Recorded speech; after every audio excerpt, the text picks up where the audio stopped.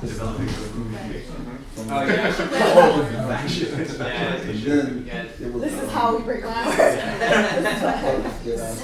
Yeah, I picked out a good section and I'll show you. Yeah, I guess we'll go ahead and get started. As usual, we have a lot to do. You know?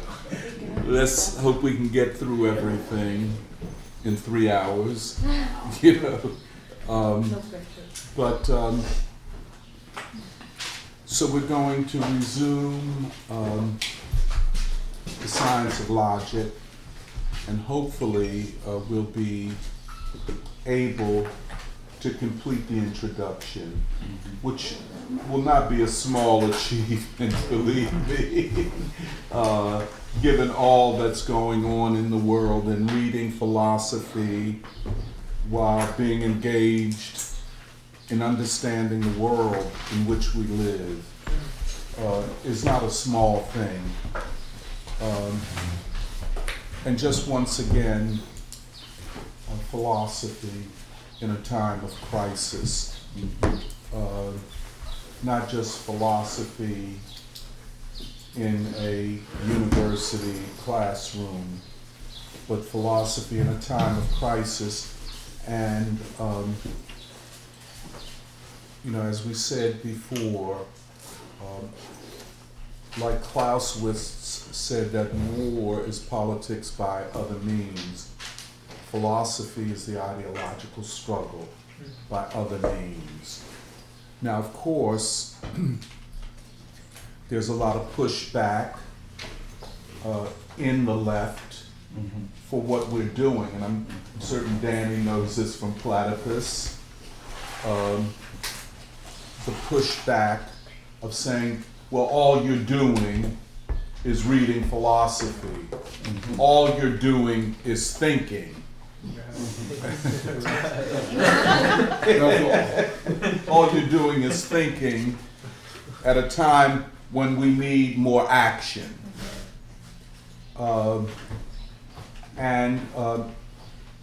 Just to kind of understand what they mean by action, for the people who talk like this, is that action is following the lead of the capitalist class, the ruling elite.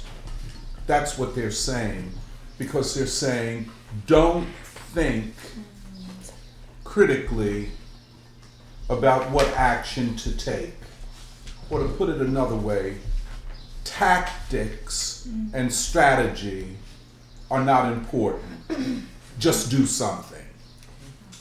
The other thing about the just do something school is that it is a school. It might be the dominant school of thinking in the American left. That's why you cannot, it's very difficult at times to separate the left from the liberals. Right. I mean, and you know, Johan is a student of this. I mean, who is left and who is liberal? And so on, you get the point. But and of course, as we go through, we go to some of the introductory remarks on the science of logic for today, I think you will see what I mean by this. But we're reading this in a time of maybe the greatest crisis, certainly for the world system, since the end of World War II. And this crisis is not only a crisis of the economic system, a parenthesis here. Those people who understand crisis only as an economic crisis, or only when there's an economic crisis, do not understand the system under which we live. And parentheses. This is a profound and systemic crisis because it is more than a crisis of the economy. It is more than anything, and I'd like to underline this, it is a crisis of rule, of governance, of the ruling elite. Another way of putting it, a crisis of the state. Hence, those who want to talk about do something. We were riding the bus on our way here, and we saw people gathering, and it was very apparent that this is a rally to defend Roe v. Wade.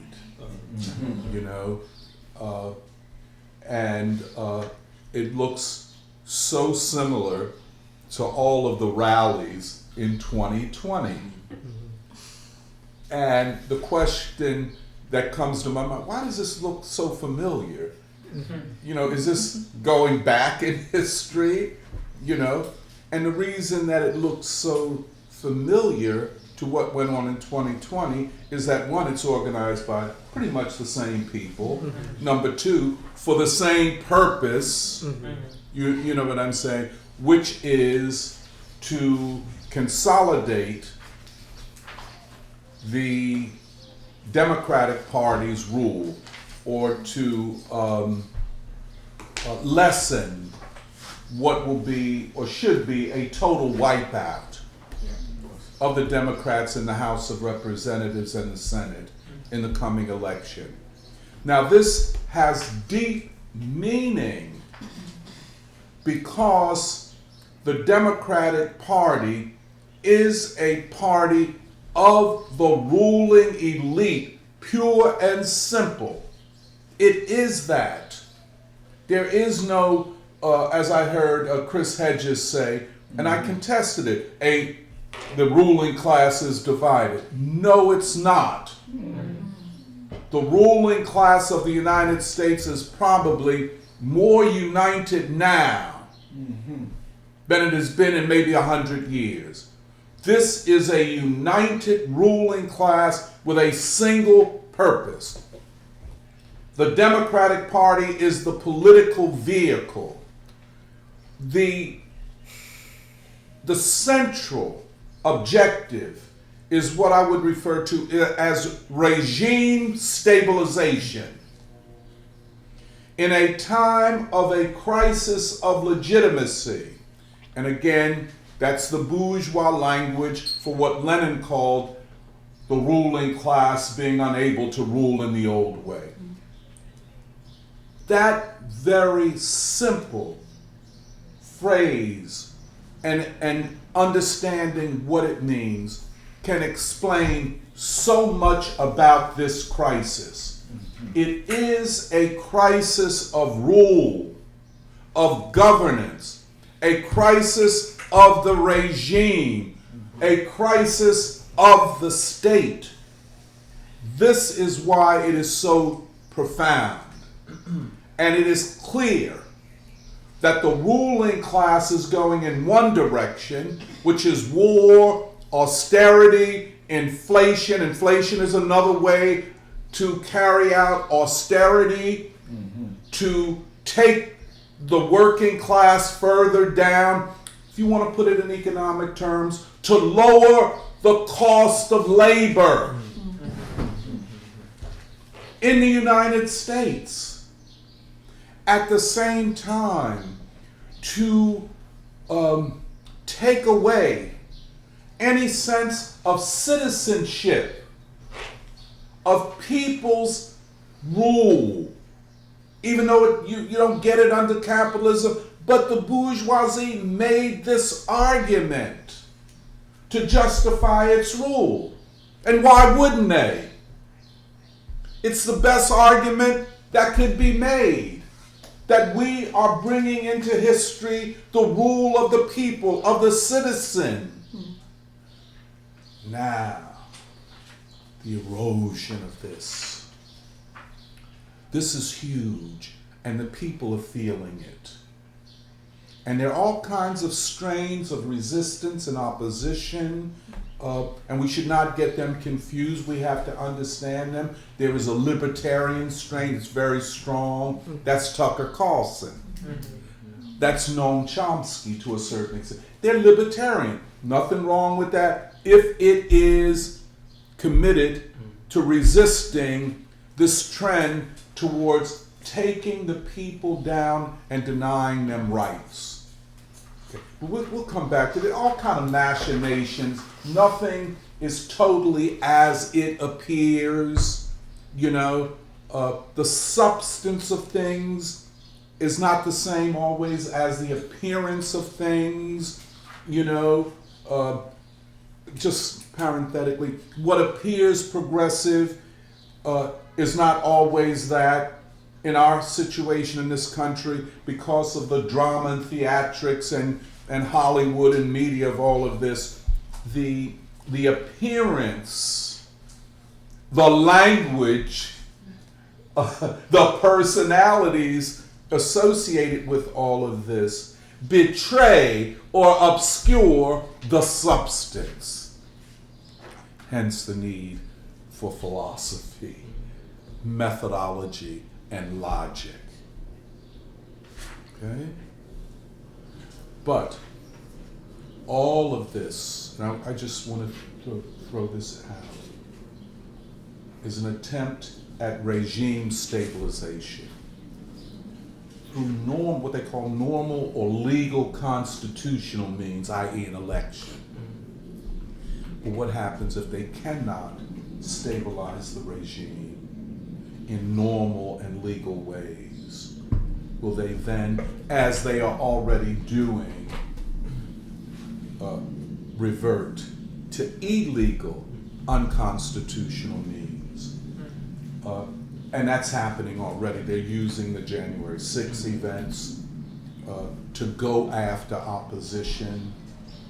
The whole fight over Twitter, Elon Musk, libertarian, again, nothing wrong with it, you know, but they were using social media the way they had used mainstream media to control narratives, control information, and so on.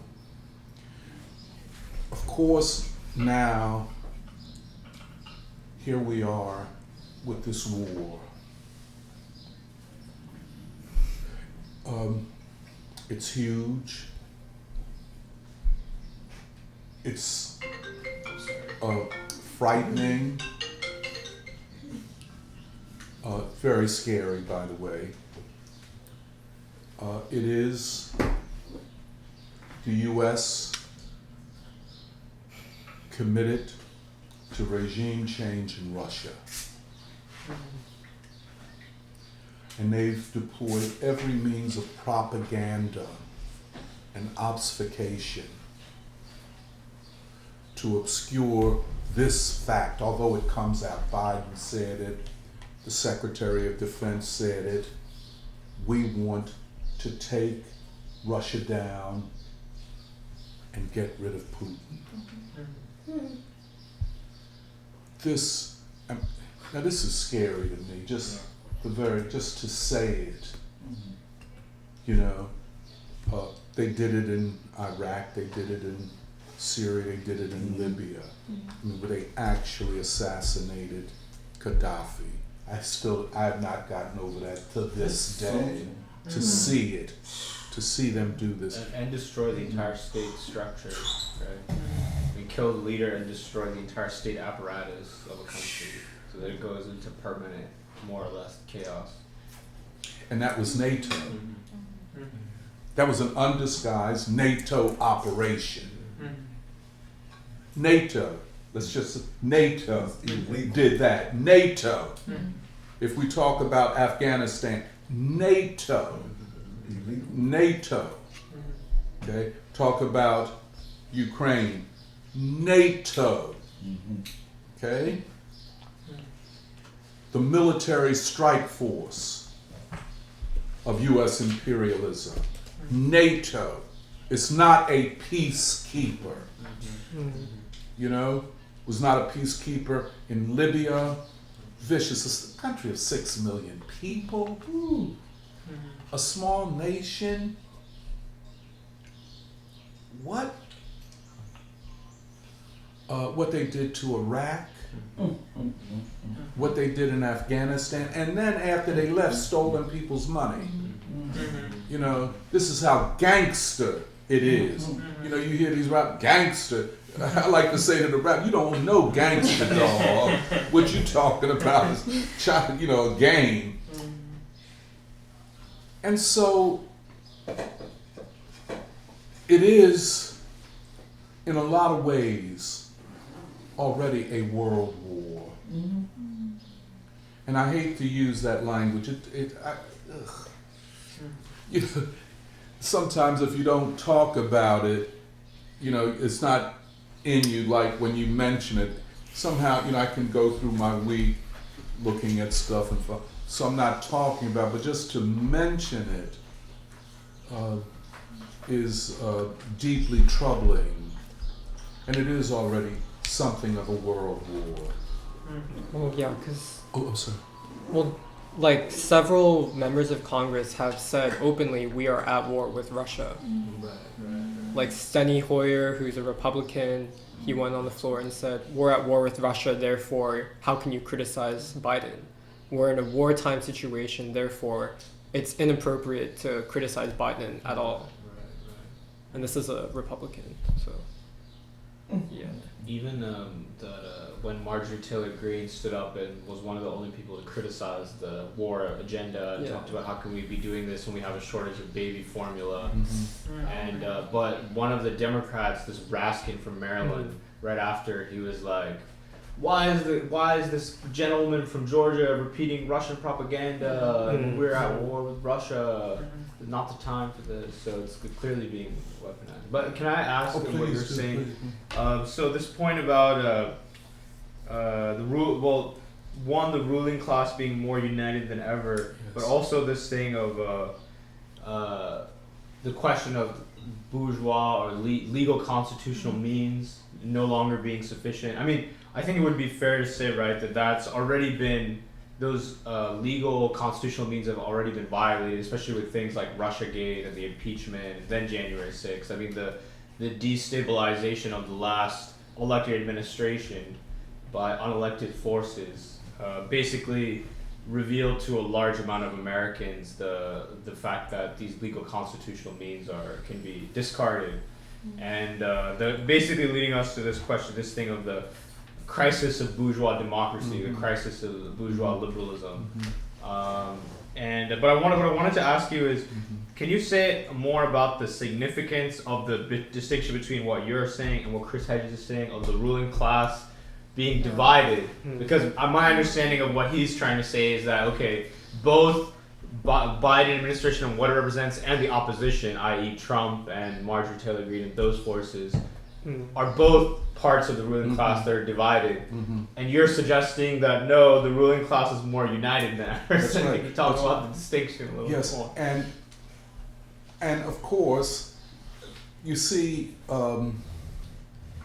what Chris Hedges is doing, and for the most part, all of them. I want to come back to Noam Chomsky, but they're all trying to justify the anti-Trump position, which is the anti-Trump movement.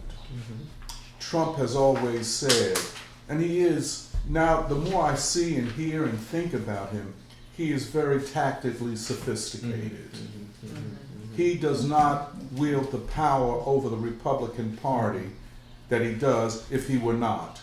But he said that his is not a party, a Republican Party thing. It is a movement. He said this over and over again. In fact, when he was running in 2016, he said this, and I think you could search it out on Politico. He said, if I'm elected twice, I will transform the Republican Party into a working class party. Workers' Party. A workers' party. Because I remember, because a lot of the left were like, "Oh, this is the moment we know he's a fascist because he's doing the same move as Hitler, National Socialist Workers' Party, and he's on the Republican Party to a Workers' Party." That's how I remember that. No. I mean, you follow these things so closely. I didn't even know about that. Yeah. So they are going after this movement, and that's Chris Hedges, and all of them could not acknowledge what was so apparent all the time, that Trump won, and probably won in 2020 if the election were not stolen and all of the conditions were there for it to be stolen. If it wasn't, they're going to have to prove it to me. Right. Because I'm skeptical, because I know what the stakes were in 2020. It was the regime was at stake.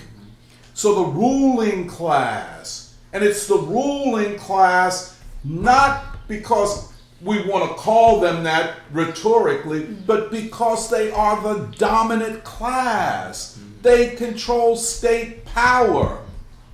A crisis of the regime is a crisis of the rule of this dominant class. Chris Hedges, they can talk all day and all night, which they do, and they write fast. I feel a bit, ashamed of myself for not writing. They get paid to do it. Yeah, well, true that. There's a lot of personal prestige and individual.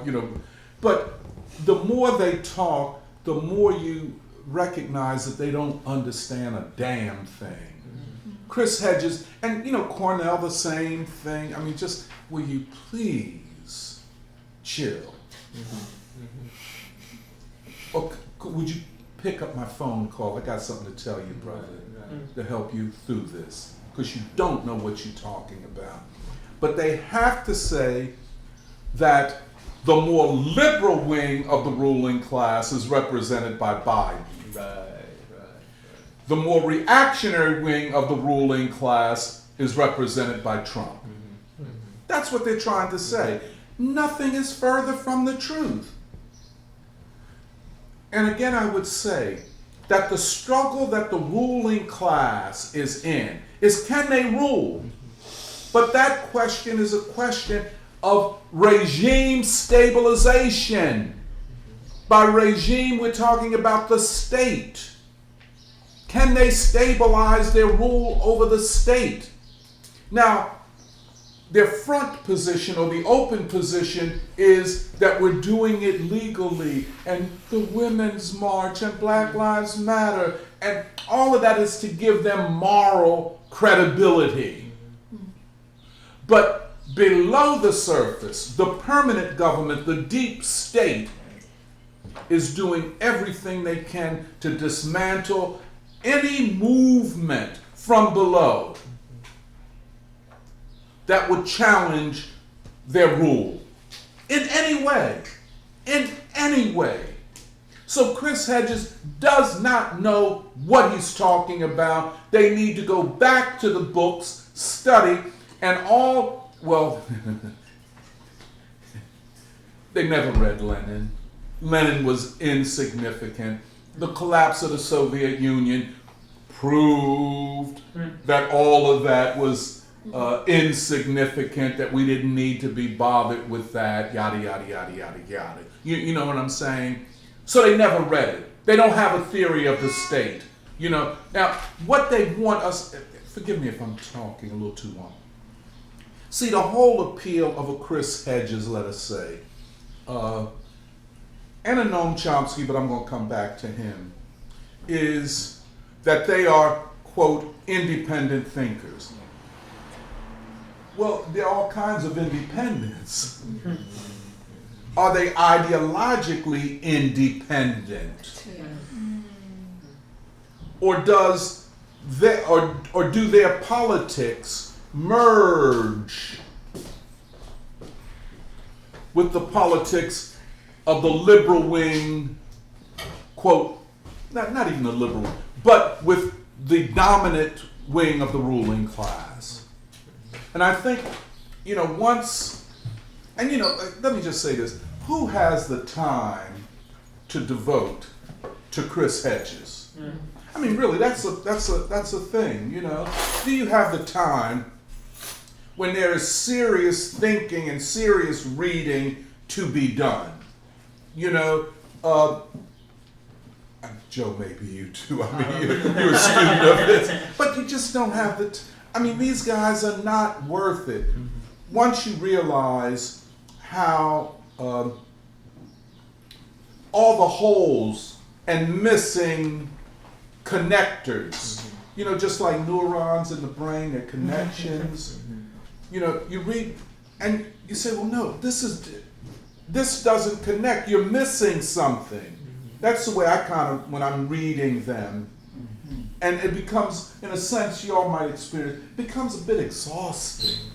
Because then you have to do the work, at least I feel that I do, to make sense of what is superficial, but presented. And I was going to read also from Marx's one of Engels' forward to Das Kapital. The method of presentation and of investigation. I love it. Yeah.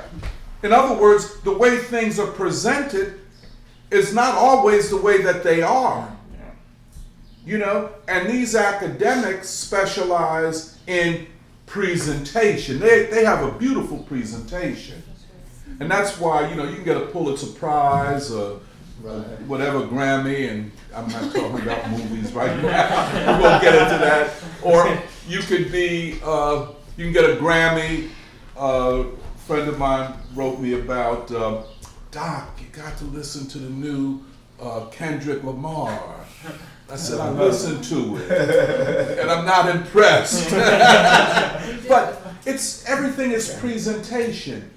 A loss of the honesty of presenting the substance of what you're getting at. And I don't want, I guess I'm going too long, but how long do you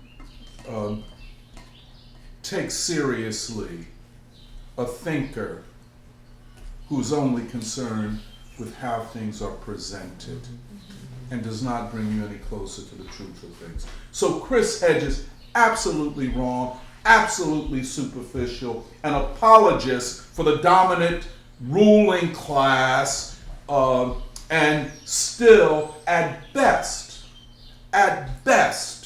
a libertarian, which is not it does not represent, libertarianism in and of itself does not represent anything progressive, and in the long run can't.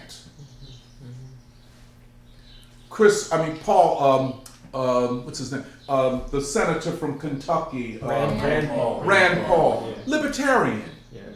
Probably Marjorie Taylor Greene. They're libertarian. But the difference between a Marjorie Taylor Greene, let us say, and a Noam Chomsky is that Marjorie Taylor Greene is elected by people who are literally the salt of the earth. Popular base. A popular base. Right. She's a poor person from a poor, rural, predominantly white district, and she represents them well, I would say. Noam Chomsky is a libertarian, but from a philosophical and ideological standpoint. Okay, let me just transition to Noam Chomsky.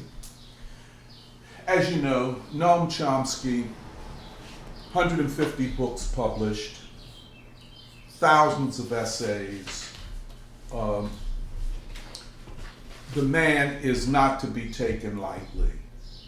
You just can't take him lightly. And of course, his groundbreaking work in linguistics, which is his 1955 dissertation, which is published in 1957. And if he did nothing else, he would stand as one of the most important intellectuals. That doesn't mean he's altogether right. I have differences for philosophical reasons and so on. But Noam Chomsky's theoretical work in linguistics has influenced so many knowledge disciplines, from anthropology to cognitive science, even to computer science, because it is not just a theory of syntax and grammar. It is a theory of how we communicate and teased out how we know. It's no joke. The man is no joke. You know? But then he goes from that, influenced by really shaped by the anti-Vietnam War movement. He was an activist against the war. He went to, did civil disobedience and was arrested and so on for that. He then emerges, which was not unusual for that time, to go from narrow academics to a public intellectual. That's Angela Davis too. And so he begins to write and publish his work critiquing U.S. imperialist policies. Of course, in Southeast Asia, in Central America. He then talks about propaganda, which might, be another string or tentacle coming out of his basic theory of language and grammar and syntax. And then he just writes on so many things, 150 books. Most of the books are collections of essays. But the question remains, by the way, at least now 2 generations of critical, and one might even say radical thinkers grew up on Noam Chomsky. I've looked at some YouTube things of him lecturing in the early 2000s, 2010, at universities, and there would be 1,000 people in the audience. And this is not a guy that, was being publicized in the mainstream media, in the New York Times. He's never received, to my knowledge, a Pulitzer, a Nobel Prize, any of those awards. He may have been awarded by certain academic associations, but nothing of that kind of public celebration. Nothing. Never got a MacArthur Genius Award. None of that. Am I right about that, Danny? I think so. Yeah. Yeah. I don't actually know his history as well. Yeah. I mean, I could say I'm like of the generation of people that's influenced by Noam Chomsky. In other words, Noam Chomsky did so much of the heavy intellectual work that you say, well, I don't have to do, I just read what Chomsky said, So he's a huge figure without any endorsement from the ruling class. Nothing that I can detect. But then the question is, who is Noam Chomsky? Philosophically, ideologically, politically. He doesn't belong to any political party. I don't think he ever did.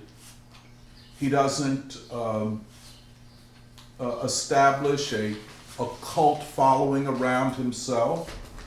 In fact, if you see the way he presents himself, it seems to be the last thing he wants. Because if you were looking for a cult person to follow, it wouldn't be him. His lectures are very soft-spoken. And up until recently, and this I just want to, and you all look at it and tell me what you think. Up until recently, in his public utterances and appearances, he never appeared to get emotional. It was almost always that I'm going to present the rational argument and you decide. Don't judge what I'm saying by me influencing you by my presentation or the way I present things, but take the argument and you decide. That's the kind of way he presents. Unemotional, almost like a intellectual machine. Until Trump. With Trump, it's like he couldn't constrain himself. I mean, you guys kind of look at it. I think you'll see. He went, as I say, buck wild crazy. And this whole thing, our democracy is at stake, suggesting that Trump was a fascist. Okay? Again, that is one of the cheapest arguments politically ever made. Cheap, superficial, I don't know what else to say. I mean, first of all, it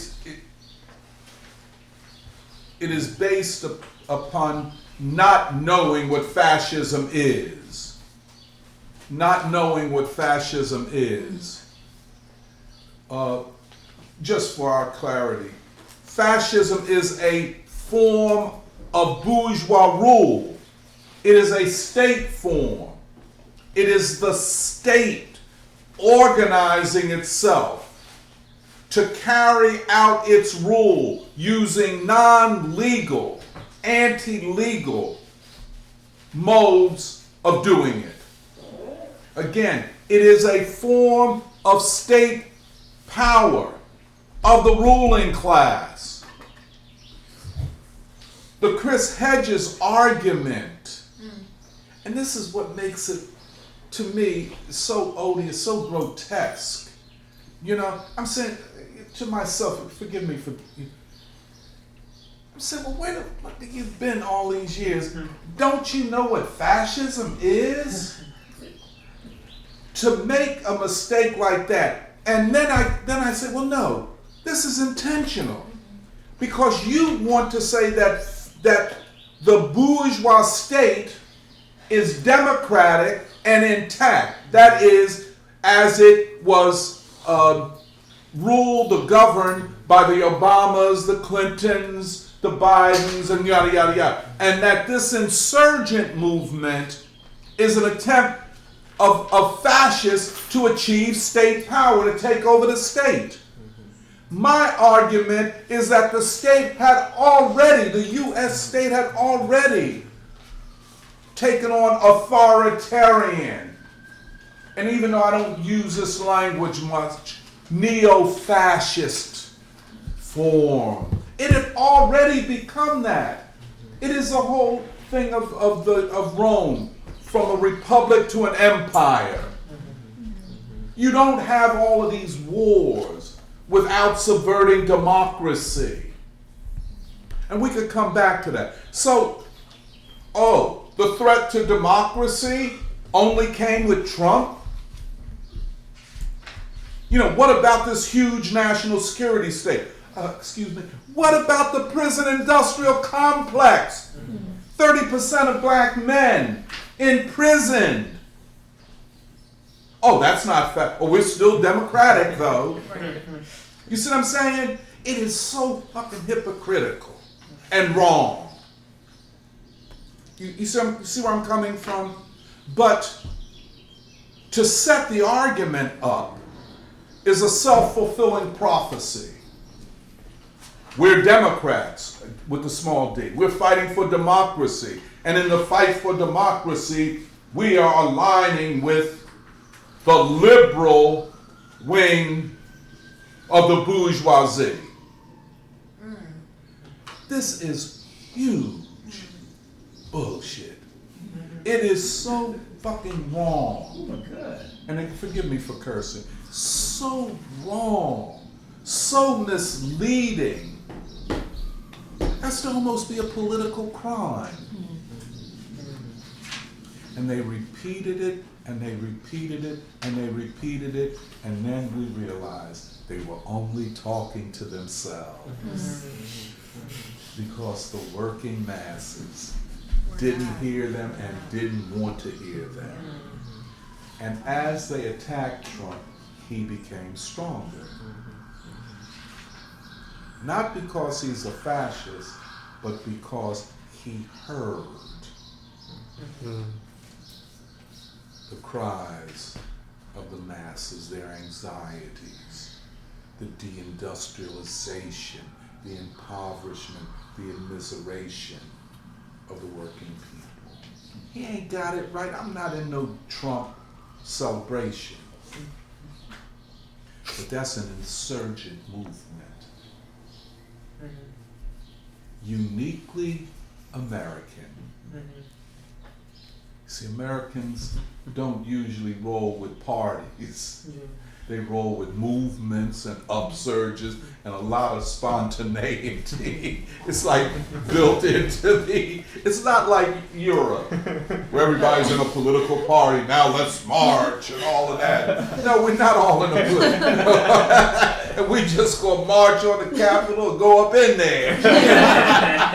Since this is the people's house, we are the people. But and then coming from this mass of white working people, unrecognizable to the left. The other thing is, since the collapse of the Soviet Union, the left intellectuals had a growing, utter contempt for the working class. This ain't just we disagree with Marjorie Taylor Greene. We don't like Marjorie Taylor Greene. Yeah. And we don't like them people that voted for her. Yeah. We don't like the 74 million that voted for Trump. Not that we disagree. Butler, Pennsylvania, y'all ain't had jobs in decades, you've been deindustrialized. We don't give a damn about you. See that contempt, not just a separate, but utter contempt for those people. That's what it is. So this left, this is quote unquote woke and quote progressive and quote fighting for democracy, had utter contempt and separation from working people. No concern whatsoever. Hence, things have flipped. Increasingly, working people are voting Republican. And increasingly, Republican candidates are running on platforms that are pro-working class. And they don't get it confused with every other issue. I'm a worker, my rights are being taken away. You trashed my unions decades ago, and the union leadership hardly fought back. You see what I'm saying? You're gentrifying my neighborhoods, and then bring in a bunch of white people talking about how progressive they are. We're facing this in West Philly. You know what I'm saying? By the way, to paint Anthony Hardy Williams as close to a right-wing puppet as he could get is wrong and an insult to his constituents. Who is that? Anthony Hardy Williams, the state senator in West Philly, the one that Prescott is running against. This is huge. This kind of coming in and taking over the politics of a people, of a community. And then a good part of the union leadership going along with that. You understand? Going along with that. However wrong Anthony Hardy Williams is on charter schools, I don't know that I'm prepared to elect a carpetbagger who ain't been in Philadelphia more than about 5 years over somebody that's from organically from that community for all his life pretty much. So it's you see what I'm saying? So the same tactics are being used. Now I just want to go to Noam Chomsky. As you know, Noam Chomsky went crazy in the 2020 election. I had never seen Noam Chomsky go outside of this this rational. Well, no, there's a term in the Trump movement, Trump derangement syndrome. Yeah. So he caught the TDS, as they say. He fit that very well. I mean, so now the guy done aged so badly. I'm trying to say, well, damn. I mean, he's in his 80s though. You say he got. I think he's close to 90s. I think he is. Like 85, above 85. But he looks like he's lost his mind. Well, I don't. People age differently. I'm not going to be a hater. I could bring in Joe Biden as an example. Yeah, right. But he does have early stages of dementia.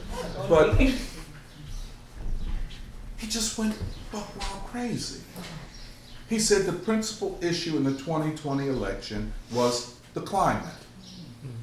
Trump is a climate denier.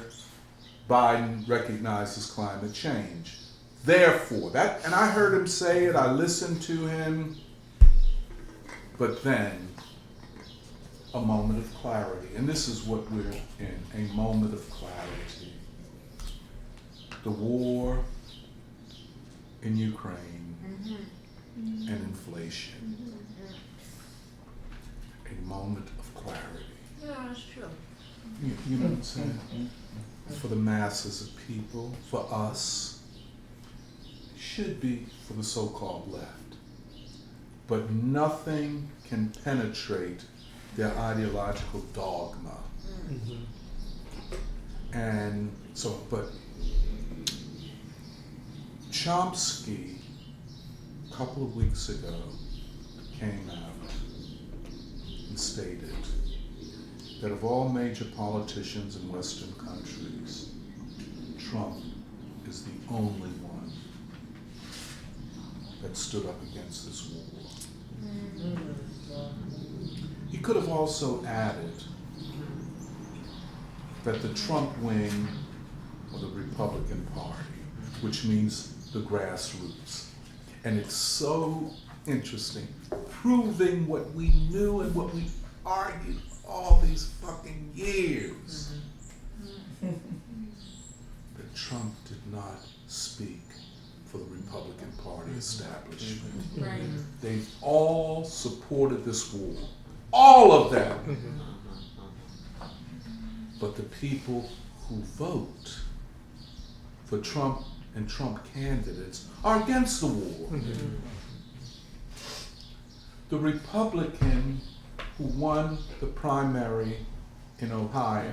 Oh, he's a Trump guy, he's this, he ain't shit, he's a fascist in the making, he's trying to subvert our democracy. Well, what did he run on?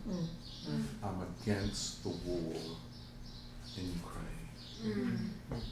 I don't think he said it just like that, but something like that. The substance was clear. Trump came in and supported, he went from 4 or 5% in the polls to winning with over 30%. And he tied it to deindustrialization. And tied it to that was the whole yes. platform. Yes. You know, no more endless wars and no more job losses and drugs And drug fentanyl. Yeah, that's right. That was the whole thing. That's right. Very popular in Ohio. That'd be very popular in West Philly. Yeah, exactly. Who's the left here, Ohio, or the people of West Philly? That's the question. And now this $40 billion more that they're sending to Ukraine. Oh yeah, oh yeah. And they're going to, so the war agenda trumps the people's agenda. Right. Noam Chomsky made that statement. So, like I always say, I'm taking another victory lap. Hey, Noam, you're saying what I was saying all the time. But as I was saying to Alice and Emily coming here, I took a calculated political risk. Not only how I voted, but to say publicly I voted for Trump. Nobody asked me, well, why did you do that, Tony? You of the left. Oh, they already knew why I did and who I was, and I'd gone so far left that I was now right. Oh yeah, you just look. Let me tell you something. I felt this, and you know, I don't want to talk about myself that much, but I mean, I went from not knowing that I was canceled to realizing I was canceled, to being deeply angered that I was canceled by people that I knew, to then, my last thing, I canceled them. You cancel me, I'm going to cancel you. To the period now where I'm being uncanceled. Joe knows. But here you have the only thing, and Raju said this, he could have at least apologized for misleading people. That's true. That's too much to ask. But Noam Chomsky, breaking with the progressive, I'm going to say establishment or cabal, that's what it is. That, you know, their main role is to cancel people. They don't have that much political power. Oh, go ahead, Dan. I don't want this. I'm happy he said it, and of course Yes, I saw Glenn Greenwald was the one who reported it. But there's also this, like, at times, slightly cynical part of me where I'm like, well, he'll only say it when there's a Democrat in office. Meaning now it's like a little, it's like, I'm happy he said it, I'm glad, but it's also like, oh, only now that Biden has been in office and it's been a year and he didn't get over COVID, he didn't get over inflation, we have a war that's just not only continuing, but it looks like it's going to become more and more violent if the U.S. is becoming more and more involved. Now I'm like, yeah, but you guys were part of getting him into office, and now it's like their fake opposition almost is the kind of thing. Right, and we'll say it in 2024, right? Right. Yeah. We'll safe zone right now. But you know, this is very important what you're saying. Yeah. And I read it that way too. But the thing is the political fluidity of the moment. And a figure like Noam Chomsky, who as a public intellectual is bigger than everybody. He's huge, you know, although aging. But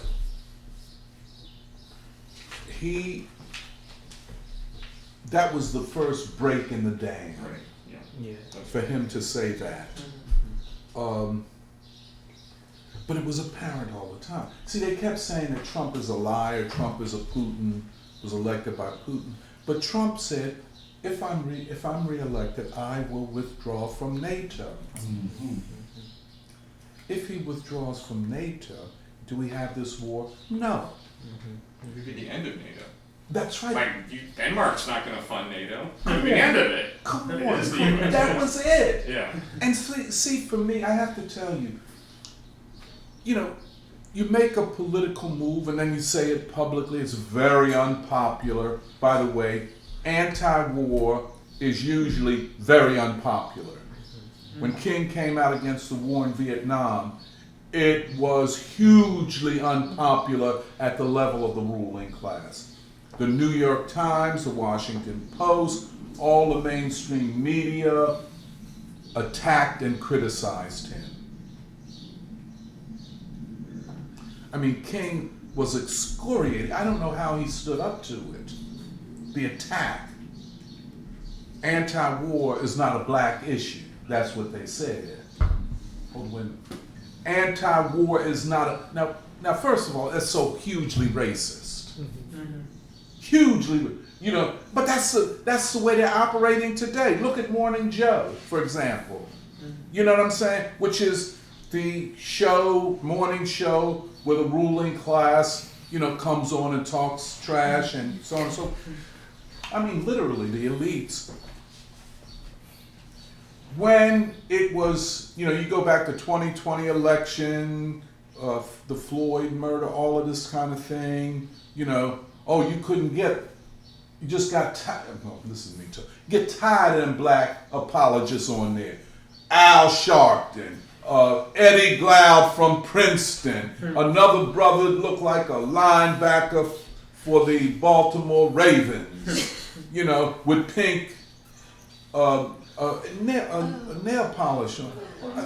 Yeah, with a heavy afro too. But I mean, just all kinds of performance. That's what I'm saying. You understand what I'm saying? Performative blackness. So everybody's like, and then the war in Ukraine ain't been a black person on there since. Now they bring them on when, you know, the Supreme Court woman, you know, to show you how deeply racist the whole thing is. But like King said, you cannot have black freedom without anti-war. You can't advance the struggle against racism without advancing the struggle against war. That was King, to show you how little regard these people have for him. You know what I'm saying? But that having been said, the war in Iraq, the war in Ukraine hits, no more black people, because your opinion ain't important on the big issues of our time. Now, if we need performative blackness, y'all come and be on the station. Talk all the trash you want to talk. Because it don't mean shit. It don't mean nothing. But when you get to the substance of regime stabilization, we don't need y'all no more. And in fact, they never needed them. Which also gets back to the black misleadership class and their utter betrayal of the interests of black people. Which, by the way, in local politics opens up space for these so-called progressives to come in and act like, oh, we can represent y'all better than the politicians that you've elected. You see what I'm saying? But, okay, I'm going to end here because I've talked too long. The crisis is historic. The way I read you all and others in your generation, whether it's ideologically articulated or not, I think you guys know that in fighting for ideological clarity, you're literally fighting for your lives, you're fighting for the life of your generation. World war would be a human catastrophe the likes of which humanity has never experienced. War undermines the normal development of young people. A war state, a reactionary state, gives us the type of culture that we have. You know, like I was saying, my friend said Kendrick Lamar. I said, this is not poetry. The poet knows and respects language. If people can't understand what the hell you're saying, but it rhymes, that is not poetry. That is a distortion, a degradation of poetry. If there is beautiful language in a commodified commercial advertising culture, the one that we have, it's because we've had great poets. Poets have defended the language. Poets have given language back to the people that had been appropriated for advertising and all kinds. And now, no, I'm not going to accept that. Much as I love you, Sabrina, I can't patronize you just because you like it.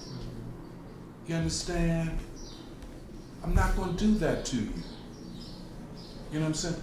Because I was going to say that you're a mother. You have children. It's more than what you like. It's what is going to be good for them spiritually, intellectually. You know what I'm saying? I'm not going to play that fucking game. But we cannot develop the poet will be the revolutionary. It's not this hip-hop, rap garbage. I said, first of all, he's a grown man, he's in his 40s. Why he sound like a 13-year-old? She said, well, he got a high voice. I said, that ain't just a high voice. He's acting like a child. And he wants to be seen as a child. You know? I'm not impressed. The poet is a grown-up. The poet takes on the world and its wrongs. That's what poets do. Okay? So, you all are fighting for your lives, and you should be. You're fighting for culture. For culture of liberation, and you should be. So, you know, as we read Hegel, and I say to anybody, you got a problem with that? Let's talk about it. You understand? We're reading philosophy in the throes of the greatest crisis in over 75 years. You know what I'm saying? We're not going to be a part of the army of the ignorant. And ignorance is what the ruling class wants. They don't want youth to think. They don't want youth to stand up. They want y'all to follow their commercial, commodified culture and keep buying shit. Okay. Let me just say one, two I'm sorry, Dad. I just mentioned, I'm glad you mentioned about the poets, but we're sitting here comparing different philosophers, and Carl Sandburg, he's not just a person speaking like publicly. I'm using Carl Sandburg as a model, and people try to follow that model even if they don't mention his name, no matter how old they are. But his appearance and television in the beginning, he looks like he comes from New Hampshire, or I might say upstate Pennsylvania. If you have to travel up there for quite a few times to meet very old people. But don't take us off point. I'm not. And I'm mentioning him and the Grapes of Wrath and how that affected people who missed the Reading Railroad as part of their transportation to the Reading Terminal, either here or Reading, Pennsylvania. And it was such a broad link to have that shoved out of your transportation way of going across the state here. And it's hard to replace a person that's the folk hero of the person like Carl Sandburg, you know what I mean, to replace him with Noam Chomsky. If you followed him as long as I'll be 70. If I followed him for my entire years, I'm not a literary person for every person, but when a person is in front of you, you have that folkloric look to you. But you're not going to mention Carl Sandburg or Walt Whitman, who the bridge is named after, so that people can feel that you're conveying something to them. Because you have to pull Carl Sandburg up yourself, and he's playing very, very old Rocky Mountain Derek, songs. I have to insist. Okay. Let's stay on point. Let's see what I'm trying to establish. Okay. What I'm trying to establish is that reading philosophy in the midst of a great crisis is not doing something abnormal. It's the most normal thing to do. Definitely not. Because you cannot understand a great crisis if you are not committed to great ideas. You gotta be a great That's idea. what I'm saying. You gotta be a great And there ain't no, let's not go around. Let's stay focused. This is very serious, because every day we meet here, there's somebody telling somebody, well, they're not doing anything significant. I mean, just to meet is an act of defiance of a lot of these leftists. you know, that's so I want to stay on point. But Yes, go okay. ahead, go ahead. Yeah, so without having these names, they're gonna be the nameless heroes. Without young people growing in Philadelphia to know who these people are. Because Sandberg is not just a regular, he's a Lincoln person. Anybody have any understanding, they want to have any understanding of Lincoln, or living in Pennsylvania, or living in Philadelphia. All these things help constitute what we're doing to rally Philadelphia. There's always been a resistance movement here. We're just the recent advocates, like being a church of advocacy. Right. But those are important people to write and note down, so that you have some way of knowing why people go live in Allentown, Phoenix, all these places outside of Philadelphia. So when y'all go on your tours to see who you gonna meet, you don't know who you gonna meet if you don't know these counties. Trump had to go through all these counties. But the Grapes of Wrath, John Steinbeck, that's something was very important, not to be ostracized and not to be have your dignity taken from you because of the illiteracy of all people. Even in the colleges and in the academies, people are still illiterate to not be able to constitute what this coming to the Church of the Advocate meant for me. The most literary people can't make it to this bar. This is the bar of justice where we're sitting here today. But if I'm not sitting with students who are precious to me, or people that's guiding and help what's going, you will never know the Philadelphia Negro that Du Bois put all his life energy into.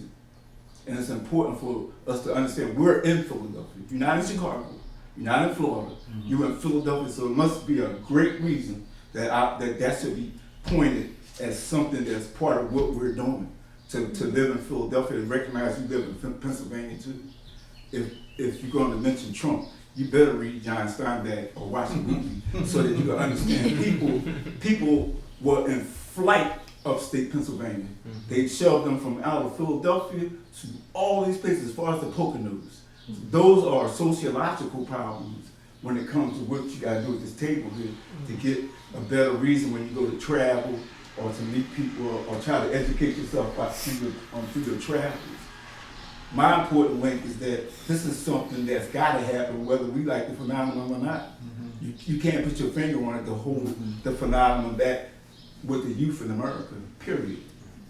Thank you. I think also just this idea of the poet being a means to understand the world. I mean, we are connected by poets all over the world in languages we may not understand, but I think the poet's role is to really help bring understanding and knowledge and truth to as many people as possible. And of course we need to study philosophy to do that.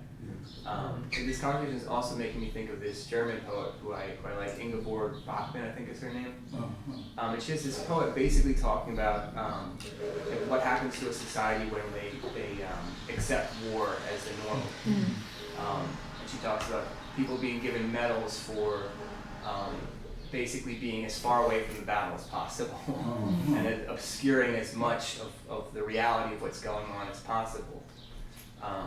And I think she kind of ends it as basically, being accepting of the treason of an unworthy lie or an unworthy secret. And she says, disobeying every command. And this idea of our humanity being something more than what is accepted in whatever particular society we're in, especially one where war is considered the norm. And it makes me think of King. King talked about in Beyond Vietnam, like what will happen to our people, what will happen to our society if we go down this path of normalizing this kind of behavior. And that's the moment we're in right now. I mean, if you decide to talk about this thing that's all around us, you're considered right wing.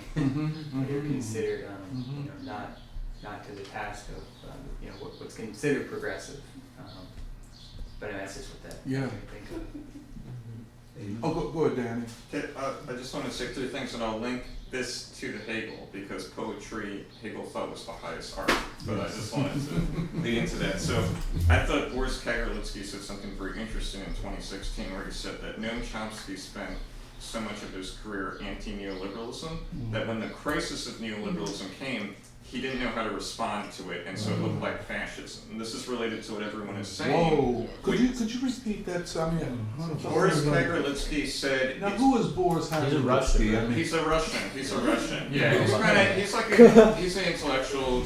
It's like a Russian Marxist kind Yeah. of. But he felt like he said the intellectuals have found themselves hostage to neoliberalism because they were so anti-neoliberalism that when the change finally came, like Trump's like, yeah, here's the change, and I'm willing to run against the Republicans and Democrats. They didn't know what to do, and they went, must be fascism, because it kind of came out of nowhere. And the reason I bring this up, relating it to Hegel and also related to poetry, is because the whole question was that they didn't consider a change. They kind of were attached to the appearance of things. And when there was a change, they actually fell down upon that. Now, the thing about poetry as well is that for Hegel, there would be no philosophy if there was no art and religion. Because what art and religion kind of taught us was how to think at variance with the world. And so when you say poets are so important, like if Hegel was here, he'd be like, right on. Yeah. Because he would say what it allows one to do is even thoughts and ideas that, you know, war is so like, it's what Jeremiah was saying earlier, like so compels everybody to get in line. That the ability to think at variance with things is like, at the end of the day, thinking, it's resistance towards the world. Yes. Right? To be able to think at variance. So these people who go, we gotta act now, they're playing along with it. They're playing along with capitalism. And they don't even realize that they're playing along with war. they're playing along with war. They're playing along with The war. war makers. They don't even know that they have a theory, which is they have a theory that thinking is bad. Yeah. That's what I always say back to them. I'm like, oh, you do have a theory. It's that thinking is bad. Sorry, I just wanted to link into the Hegel thing as we from this, yeah. Wow. Yes. Yeah, you know, it reminds me of one quote I always liked is from Percy Shelley. He said, poets are the unacknowledged legislators of the world. Yeah. And I think that shows the responsibility that's on, I mean, poets or artists in general, but I really like what you said, that you cannot deal with a great crisis unless you're committed to great ideas. And we can include in that, under great ideas, great philosophy and great art. Both are essential to dealing with a great crisis, even more so than in normal times. You know, because the great art and the great philosophy gives you both the vision to tackle a great crisis, the tools to understand a great crisis. Otherwise, you're operating under the ideas and the art that produced that crisis, you know, and the stuff made by the people who are trying to manage that crisis. So there has to be, I think, this greater commitment. I mean, it comes back to this thing of ideas, right? I mean, ultimately, a crisis is caused by ideas, and a crisis will be resolved by ideas, and that is the battle. Yeah, I also always liked that Jacob Lawrence, the artist, he would write children's books on great American figures like Harriet Tubman, John Brown, and he had that exhibit at the Met on the American Revolution, which is really beautiful. But he said in one of the intros to his children's books, he was like, I hate when people call me an artist. I see myself as a historian. Yeah. Just tell everybody who Jacob Lawrence was. I mean, Actually, one of you could explain it better. Go ahead. Well, he's seen as a modern artist. He's a great African American painter. Maybe not painter. I don't know. Painter. But he's seen as part of like modern art, which he also like doesn't like the term modern art. But you guys probably know more. Yeah, that's who. Wow. Go ahead, Jerry. Well, speaking of poetry and Whitman, who you referenced, there's a period when I was like kind of into Whitman, Walt Whitman a bit, and he has, I think his political development was interesting because initially he was on the side of not being pro-slavery, but he was kind of ambivalent about it, I guess. But I think it was like through the course of the Civil War that he became more abolitionist. But he has this essay where he talks about the presidency, but he says, And he says, "Are lawyers, doughfaces, and the 350,000 owners of slaves to sponge the mastership of 30 millions? Where is the real America? Where are the laboring persons, the plowmen, the men with axes, spades, and scythes and flails? Where are the carpenters, the masons, the machinists, the drivers of horses, the workmen in factories? Where is the spirit of the manliness and common sense of these states? It does not appear. Where is the spirit of the manliness and common sense of these states? It does not appear in the government. It does not appear at all in the presidency." And yeah, so he was also like a polemicist, I think, because he got his start in journalism. But I only kind of brought up like or picked up on that thread because even Whitman, they try to narrow him down these days as a kind of queer icon because he was gay.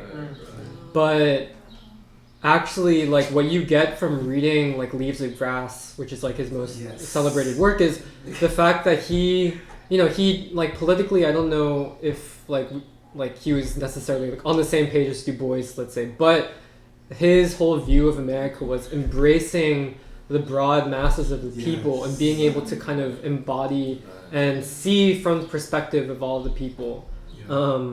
And he really believed in the potential of America to become this new kind of civilization. And like that, Whitman has been so basically forgotten, and instead they just try to put him in this narrow thing of like, oh, he was such a queer icon, which is it's such a disrespect to that kind of poet, and the fact that he was like, his view of America was of the working people and not of those who manipulated them and who basically the slave owners. So I think that in itself is a really interesting point about the poet, and also even the fact that you have a clear stance on the ruling class in particular, which I also I listened to the Kendrick Lamar album, and I was just like thinking about it, and I got studio. Yeah, but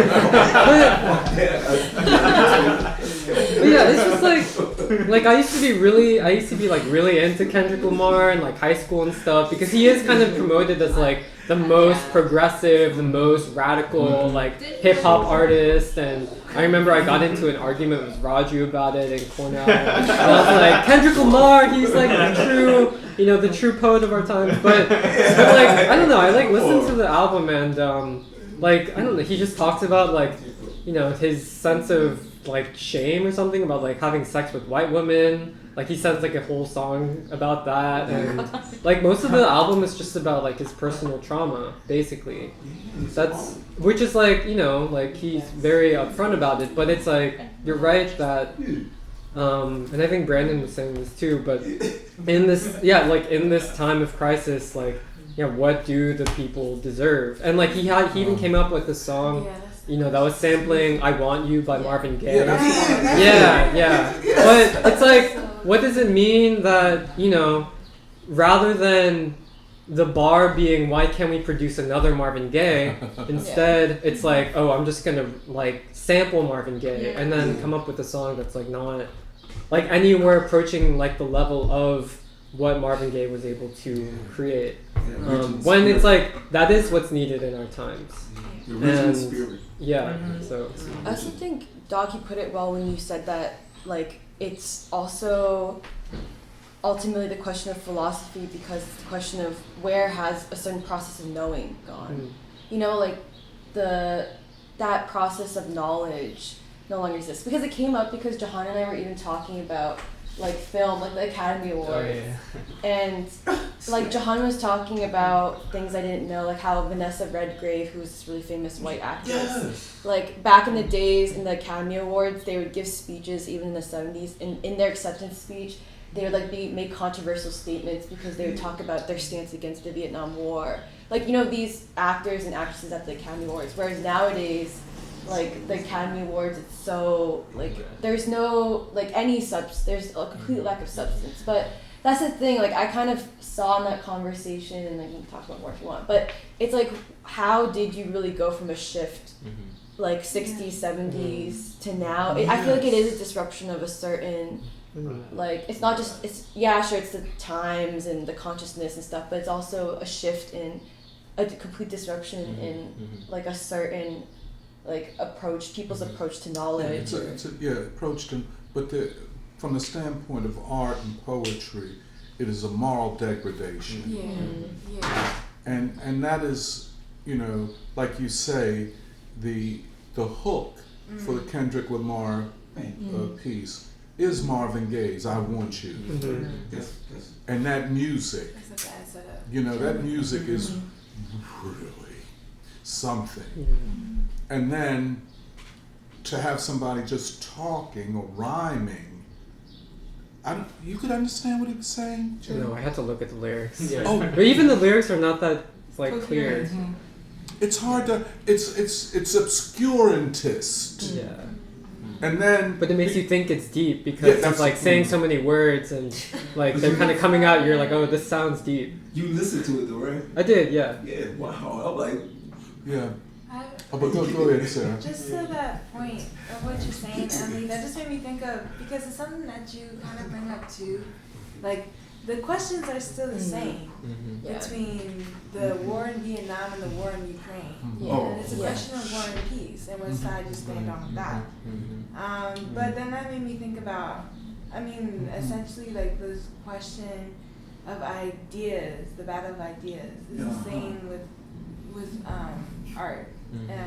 Philosophy is needed for art to even happen. Yeah.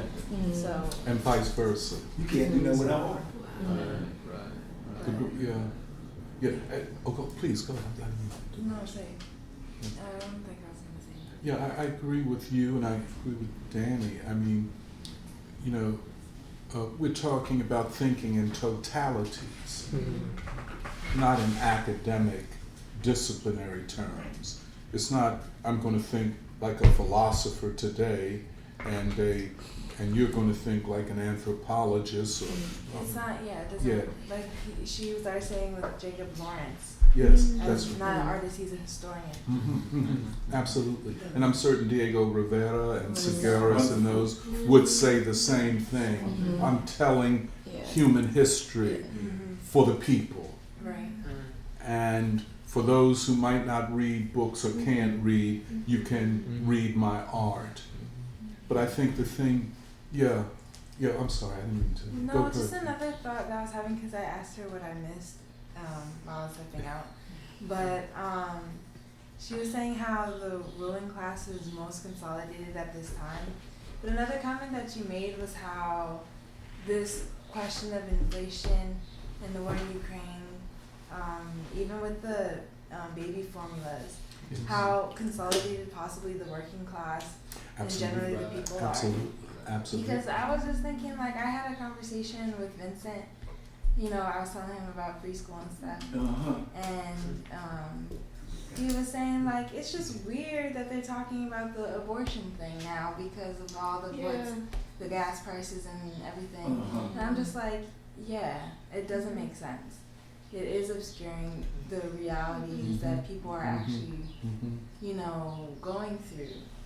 And so there is that clarity. Yes. That I see. Yes. Which means that one, there is a side to take, and it's all. One is what? There's a side to take in this. Yes. Wherever you're in, if you're in PSL or like whatever, the side that you're taking is either for the bourgeois liberals that are not working for the people, and it's obvious because of the question of Ukraine and how. You know what I'm saying? Like, how do you see this? How do you see these questions? But then the effects of the stances that you take moving forward will become more telling. There's like something that seems to be more obvious.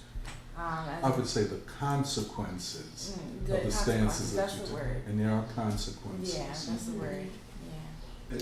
It's one thing that young people, to me, they advance right in front of reality, and people can't accept. When I see students advance, not because they're coming in front of me, but this advancing reality, it finds you in your place, and you find it in its place.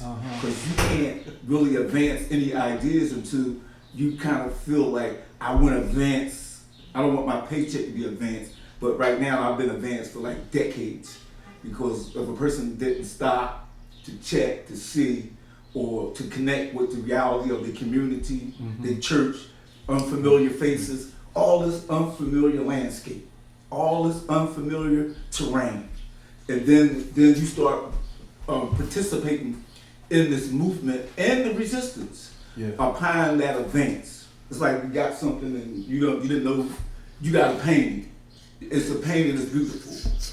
When the painting advances from the brush to the canvas, and then the spirit is following a true law or a true moment. Yes, and this is so interesting. I think both Derek, both you and Serafina, I love Serafina, so are saying the same thing. That maybe, and this is why my friend Musa said to you all when we were walking down Diamond Street. You know, he said we've passed on everything to you all, but we haven't been able to pass on the music.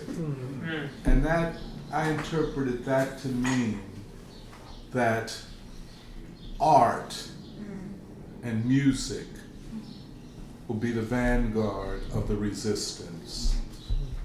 People will come, I mean, of course, their experience. I agree with you, Serafina, as you talk with your colleagues and they express things that you could argue and discuss and make the point in language and words and theory all night long, but their own lived experience creates a moment of clarity. And then their experience is their reference point to understanding your argument. But and of course then your art, and you are an artist in this community, and that can't be underestimated. And I think you have affected the environment of this church, the consciousness of this church, and by affecting the consciousness of this church, the consciousness as yes, right, of the neighbor, of what Derek calls this environment, this geography.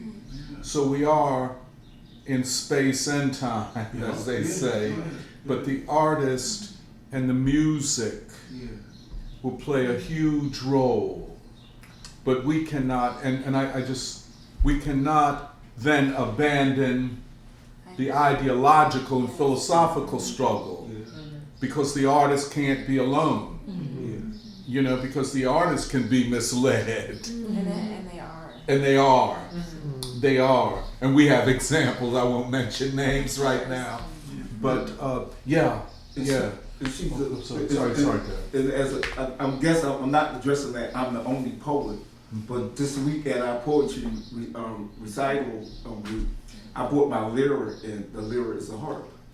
But I also brought an Orpheus as the interpreter of music and the poetic arts, because sometimes a person they never seen me strum a lyre, you never seen me strum a guitar, but it's something about the poet in Homer, or the poet in Herodotus, or the poet and all of these great philosophers, the lyre and the harp and the lute.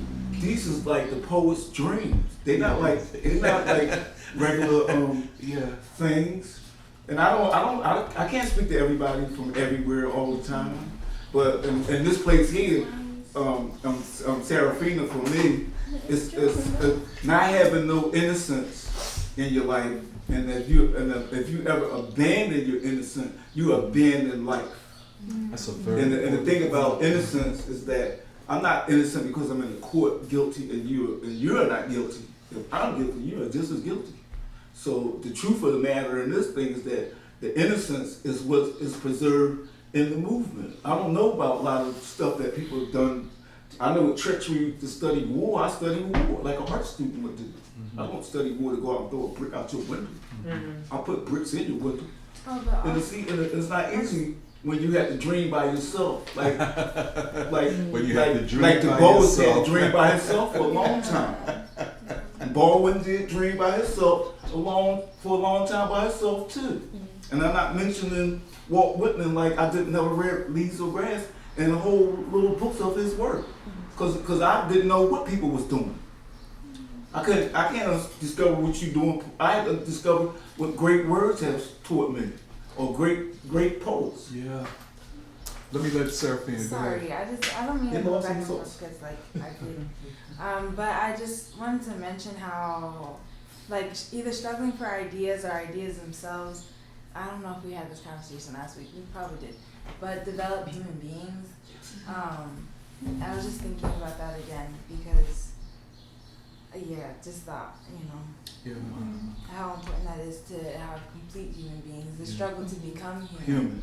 to develop yourself That's from a phenomenal. child to an adult. And That's so phenomenal. And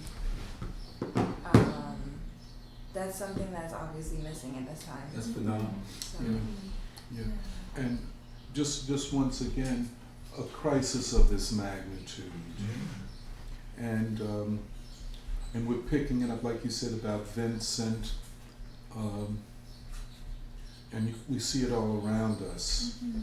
People, if you go shopping for food, the price of things, and I was with Alice, and we were driving, and you look at the price of gas, and you look at, it seems like today it's over $5 a gallon in Philadelphia. I parked my car for about a month. Yeah.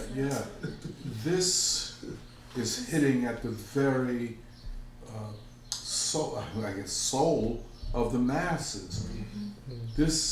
Now everybody is not suffering. The rich are getting richer, of course, but the working class is suffering, and a war. I can tell you, there's, like they say, many times things come in threes, triads. War, economic crisis, and revolution. And that doesn't mean it's going to always happen that way. But we're in one of those times of war and an economic crisis. Inflation is worse than a recession. Inflation, especially like this persistent, kind of announces the onset of a very, very deep economic collapse. This could be worldwide, hitting simultaneously all of the major capitalist countries. While all the major capitalist countries, misnamed democracies, or as they call them now, the rich democracies, because they're not including India anymore, because it's not taking their side. This is catastrophe. And this is why the world and the people need ideas, they need art, they need, frankly, they don't need the NBA, I'll say that. And thank God the 76ers are out of this. But we don't need these prima donnas that they want to call athletes. We don't need these fake musicians. Yeah, we don't. We don't. We really, the people don't need them. The youth don't need them. It makes it worse. Actually, I consider so much of this to be spiritual poisoning for young people. I don't know, and I'd like to know better if y'all could tell me, how do y'all live with this? I mean, I know you all have more, you explore more, but how do you live in an environment where you're being told that if you're not down with X, Y, and Z hip hop artists, Well, what's interesting is that there's so much of you have to be the same kind of person that people do become the same person. People do become the same. Or it's similar variations of different kinds of things or different trends in it's kind of like the same. It's like, okay, hip hop is one thing, and there's techno and all that other stuff or whatever. And you can go into all these different genres, but they generally kind of coalesce around similar or the same value systems and narratives. At least the principles. same ideological position, Right. where they do not challenge anything. Right. I'm sorry, I didn't mean to. But I have noticed that when you're a different kind of person, it's relieving. It's not. Yeah, It's not it's a bad liberating. It's not a Yeah. bad thing, because Yeah. then it Yeah. releases somebody else Mhm. from having to be the same or feeling like they need to prove themselves in a certain type of way. That's what I've noticed recently, which I don't think might have been the case in 10 years ago or say something Yeah. like that. Oh, go ahead. Go ahead. I just wanted to say, because you asked this question of how do you live with this sort of moral and spiritual degradation on a daily basis. Just because we are doing the Year of the Freedom Struggle, we've been talking to a lot of people, trying to get them interested in the ideas that we're going to be talking about Gandhi and so on. And I just realize more and more about how deep the attack is on, young people, especially from South Asia who are here and in academia here. They sort of, I think the problem is that because the history has been rewritten to some extent to vilify our actual leaders and the traditions of struggle, they don't have anything concrete to identify with, so they end up identifying as white. And it's just like a lot of people who've come here, because at the end of the day, a lot of what they're seeing is exactly, it's not an organically Indian perspective or South Asian perspective, it's a white perspective. Yeah. Like, oh, Gandhi and caste and this and that and all of that. But at the end, at the bottom of it is what you were calling this moral or spiritual death, is that you don't have any, you've just had every sort of concrete identity that you could, you identify with, taken away from you. So all that's left is just be white. Yeah. Yeah. Can I just say something? And Alice and I were talking about this yesterday. When everything is taken away from you, then the only thing that you can reference are authorities. So if I can't think, if my thoughts don't mean a damn thing, if I don't go along with the herd, then who do you rely upon? Authority figures. That's why, we were talking about Chomsky or Chris Hedges. These are authority figures for a lot of, more radicalized youth, more thinking youth. You know what I'm saying? So you take a South Asian, and since so many South Asian young people are in universities, if they don't have their freedom movement and their freedom fighters, then the only path is an alternative identity. And you're right, poor, but whiteness. Yeah. Not as physically white, but as spiritually white. This is huge. This is big. I don't want. Could we kind of start on the? Yeah. We have a few comments. Comments. Let's do the comments. We'll go to the. Okay. Yeah, people are saying good morning. Do says sending his love from Korea. Say that again. Do said he's sending his love from Korea. Meghna says hello from India, from Meghna, Nandita, and Raju. Others are saying good morning. Sonia Haynes.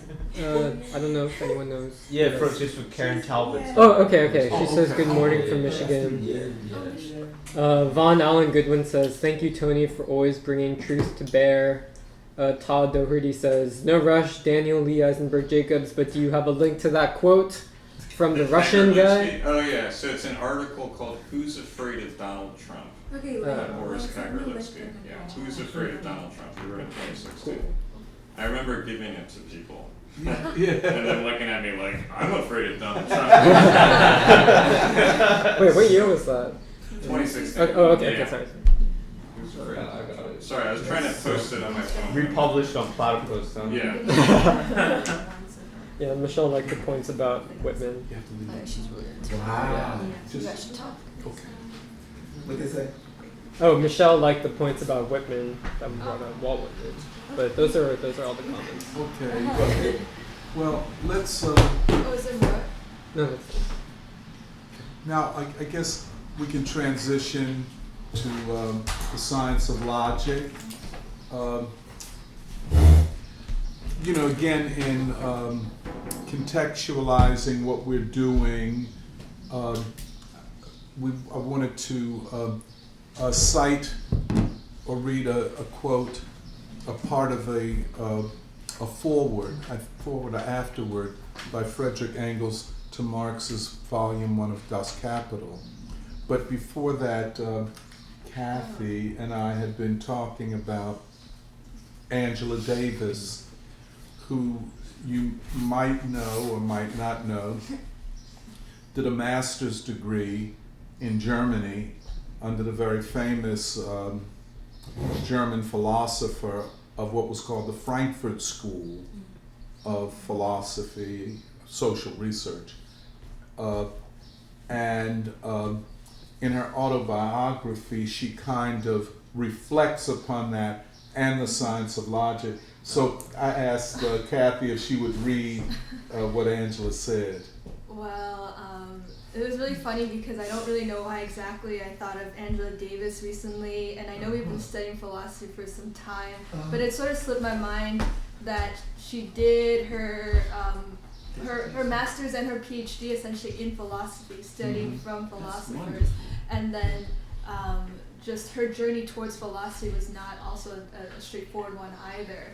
I mean, I could begin reading about like where exactly she was reading Science of Logic, but when I started going back a few pages, she talked about how as an undergrad in Brandeis, she started off as a French literature major, but then she said, although I was on the verge of receiving this degree, I wanted to really study philosophy. I was interested in Marx, his predecessors, his successors, but at the same time, Herbert Marcuse had entered Brandeis, and she bravely just walked up to him and said, I would like to study philosophy. And he had asked her, like, do you really want to? And then she was like, at least I want to see if I'm able. That's like a lot of earnestness. I thought I really liked that. And then he had, as this like accomplished philosopher, helped set her up with a reading list of the pre-Socratics and Plato and Aristotle, and then it became just this incredible training, I guess, she received in philosophy that was quite, in some ways she did have to direct it or sort of strive towards it, but then she decided to apply for a scholarship to study philosophy at the University of Frankfurt, and Marcuse had confirmed my conviction that this is the best place to study, considering my interest in Kant, Hegel, and Marx. And let's see, but then when she arrived there, Frankfurt was a very intensive learning experience. Stimulating lectures and seminars conducted by Theodor Adorno, a few others, Alfred Schmidt, Oscar, I can't read German, tackling formidable works such as all three of Kant's critiques and the works of Hegel and Marx. And parentheses, in one seminar, we spent an entire semester analyzing about 20 pages of Hegel's logic. That is what we were doing. Except we've done 30 pages. So we're doing quite well. I could mention more, but I also think that it was also the times that she was studying in Germany that she wanted to actually reflect upon, like that time. What year is it? I'm just curious. 1964 to 65. So at that time there was a lot of protests from the German Student Socialist League around the Vietnam War, as well as even protesting the Shah of Iran's visit to Berlin, or even how at that time the Germans. I was most impressed by the consciousness of the student movement when they were screening a film about German colonialism in Africa. But then she said that in 1965, I was realizing that, like the Watts had taken place, the uprising in Watts, the Black Power movement was sprang out of a march in Mississippi, and SNCC had become a Black Power institution. And while I was reading philosophy in Frankfurt, and participating in the protests there, young Black men in Oakland, California had decided that they had to wield arms in order to protect the residents of Oakland's Black community from the indiscriminate police brutality ravaging the area. Huey Newton, Bobby Seale, Lil Bobby Hutton, those are some of the names that reached me. One day in Frankfurt, I read about their entrance into the California legislature in Sacramento with their weapons in order to safeguard their right, a right given to all whites to carry them as instruments as self-defense. The name of this organization was the Black Panther Party for Self-Defense. And the more the struggles at home accelerated, the more frustrated I felt at being forced to experience it all vicariously. I was advancing my studies, deepening my understanding of philosophy, but I felt more and more isolated. I was so far away from the terrain of the fight that I could not even analyze the episodes of struggle. I did not even have the knowledge or understanding to judge which currents of the movement were progressive and genuine and which were not. It was a difficult balance I was trying to maintain, and increasingly hard to feel part of the collective coming to the consciousness of my people. And there was a dilemma, and she couldn't choose, but then she said, Adorno had readily agreed to direct my work on a doctoral dissertation, but now I felt it would be impossible for me to stay in Germany any longer. 2 years was enough. And I arranged an appointment with him and explained I had to go home, and that's when she just made up her mind to return to the United States and study with Makusa at the University of San Diego. But I wanted to continue my academic work, but I knew I could not do it unless I was politically involved. The struggle was a life nerve, our only hope for survival. I made up my mind, and the journey was on. The journey was on. Yeah. Wow.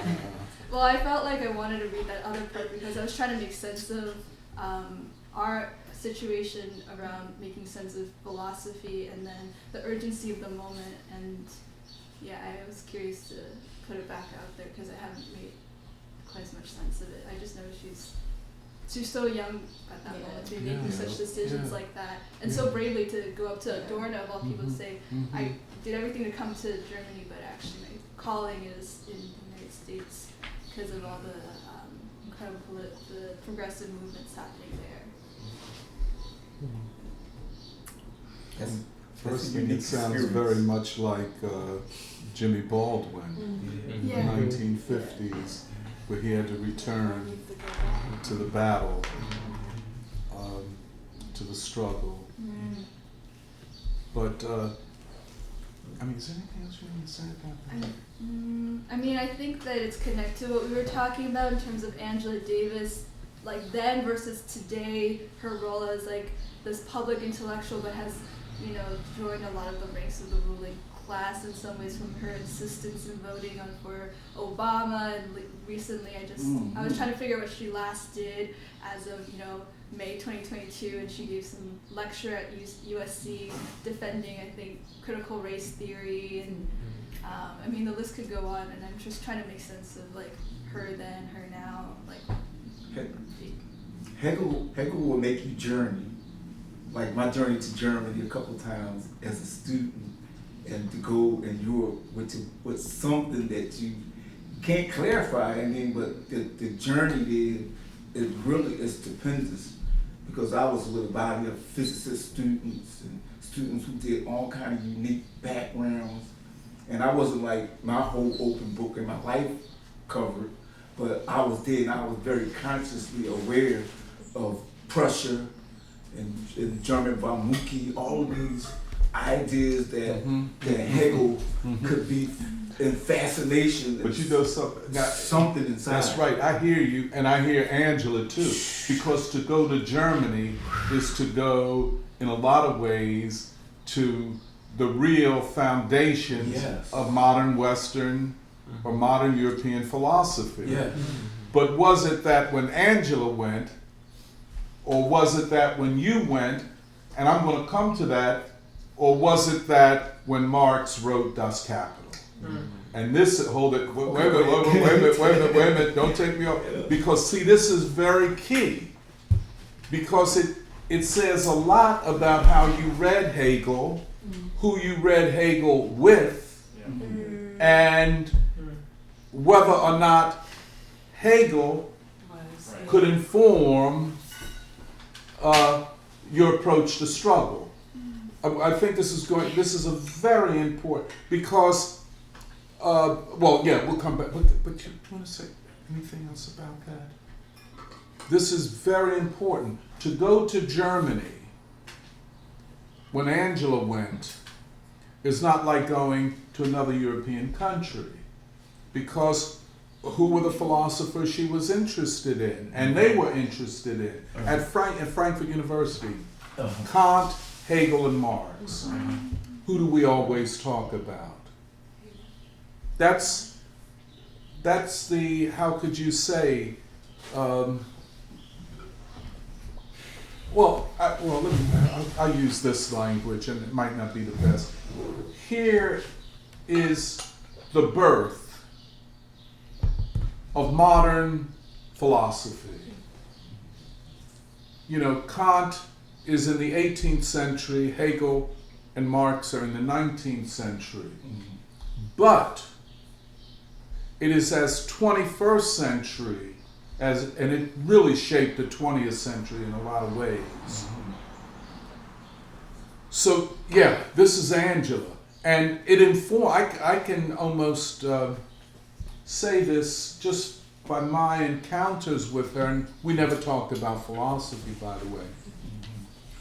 But like knowing her, observing her, I think that she was deeply influenced. Her approach to struggle was deeply influenced by ideas and by philosophy. You know,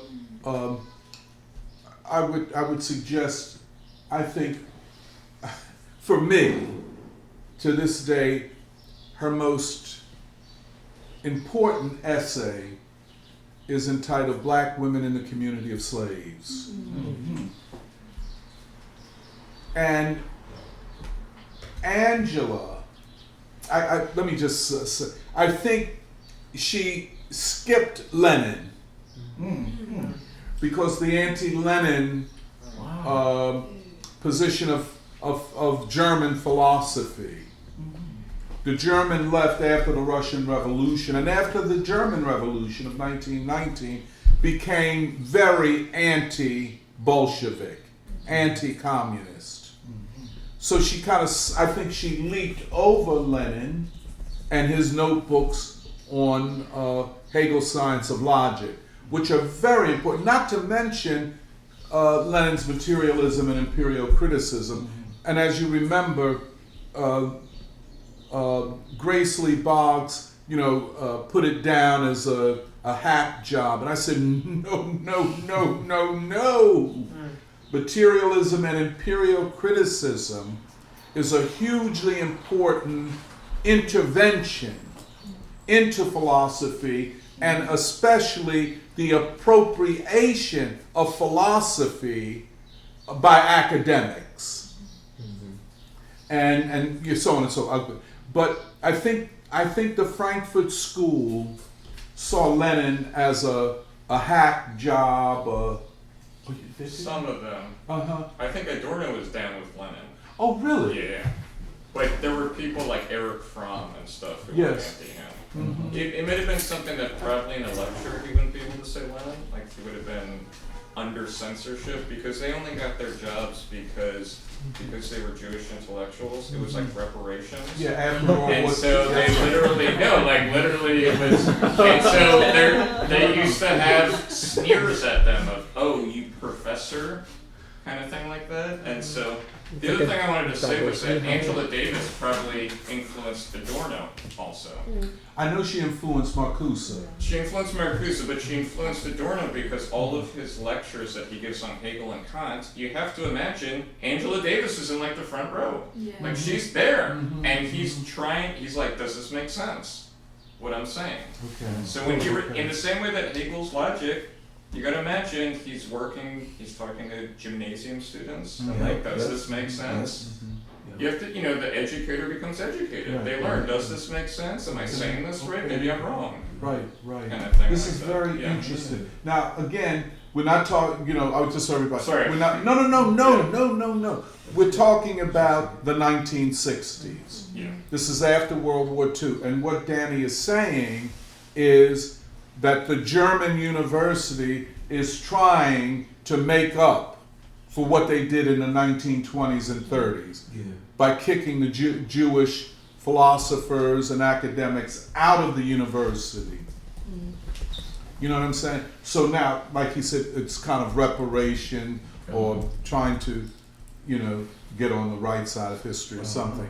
But, and that might be true. Now, Marcuse comes to the United States and he becomes deeply interested in the black movement. Something, they could only talk about in Germany if you went back to the 19th century. But here it was in real life. Does that make sense to you?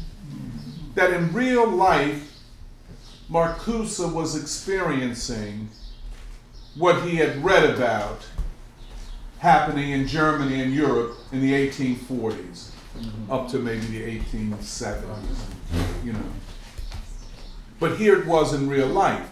So then philosophy and dialectics could be tested in real life. Does it work?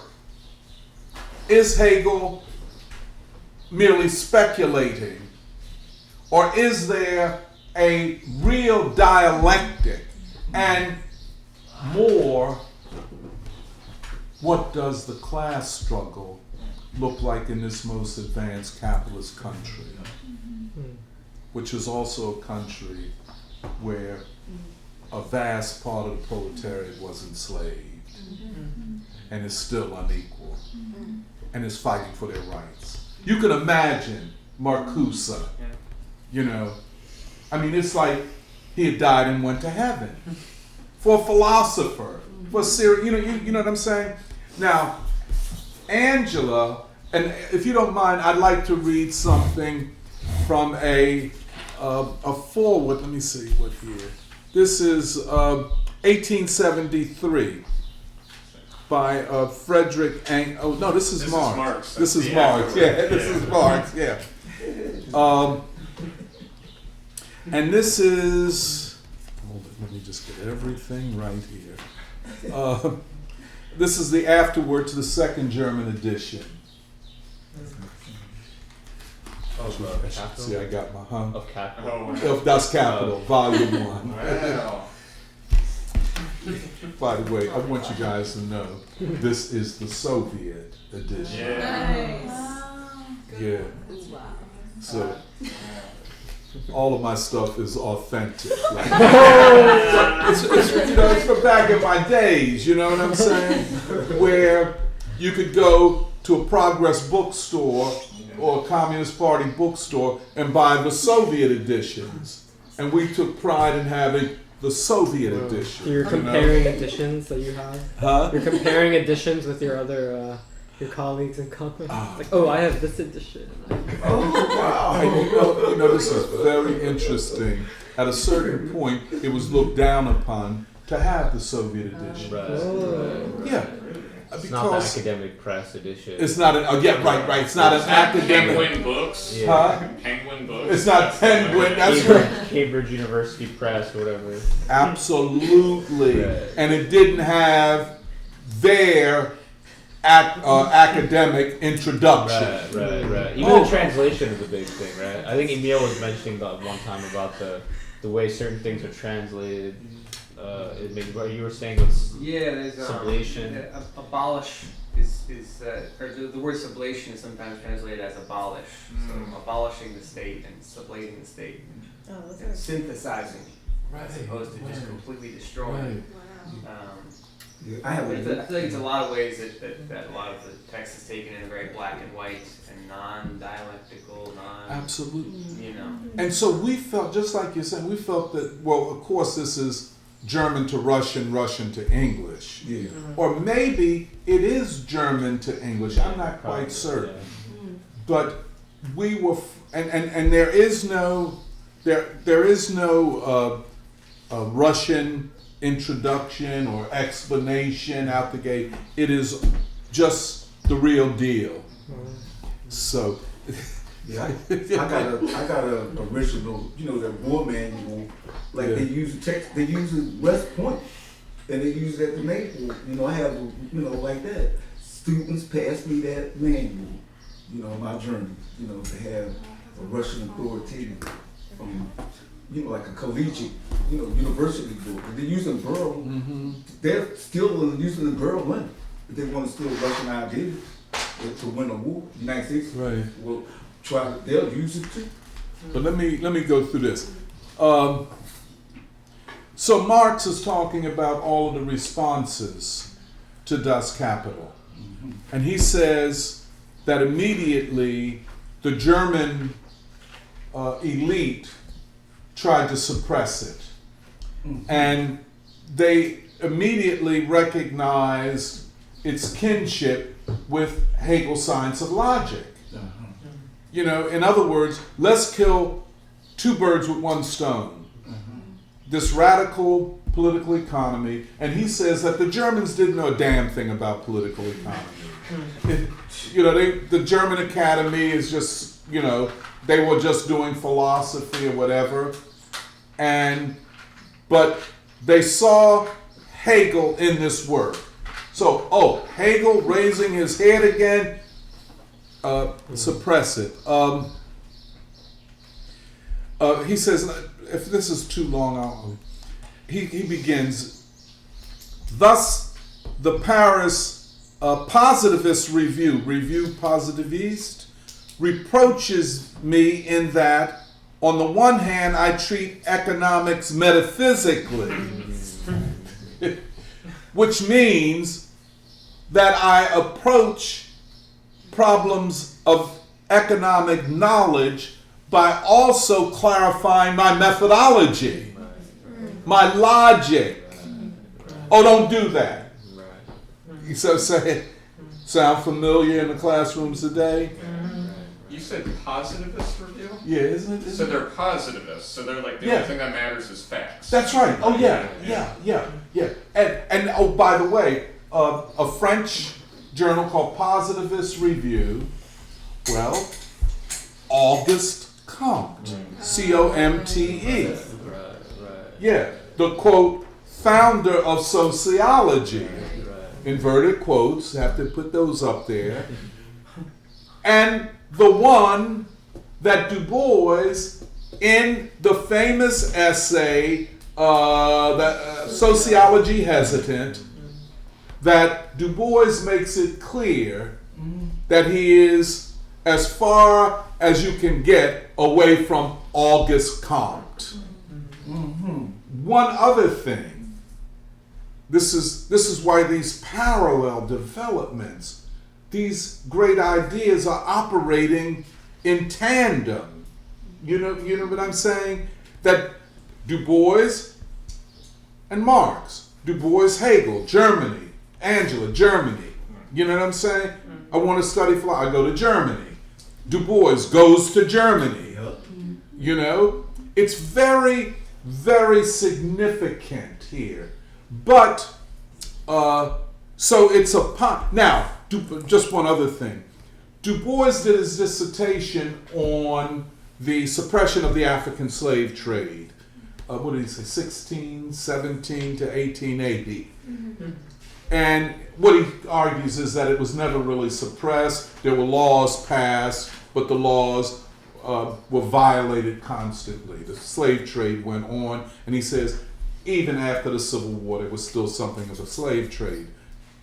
But he did it under the Harvard historian William Bushnell Hart. Hart spelled H-A-R-T.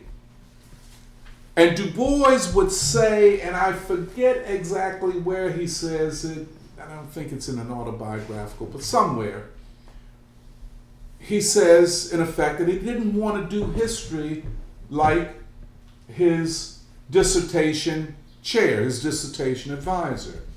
Because he said William Bushnell Hart had all of these files stacked up to the ceiling with facts, Right. which is the positivist methodology in history. If I know the facts, I know the truth. Right?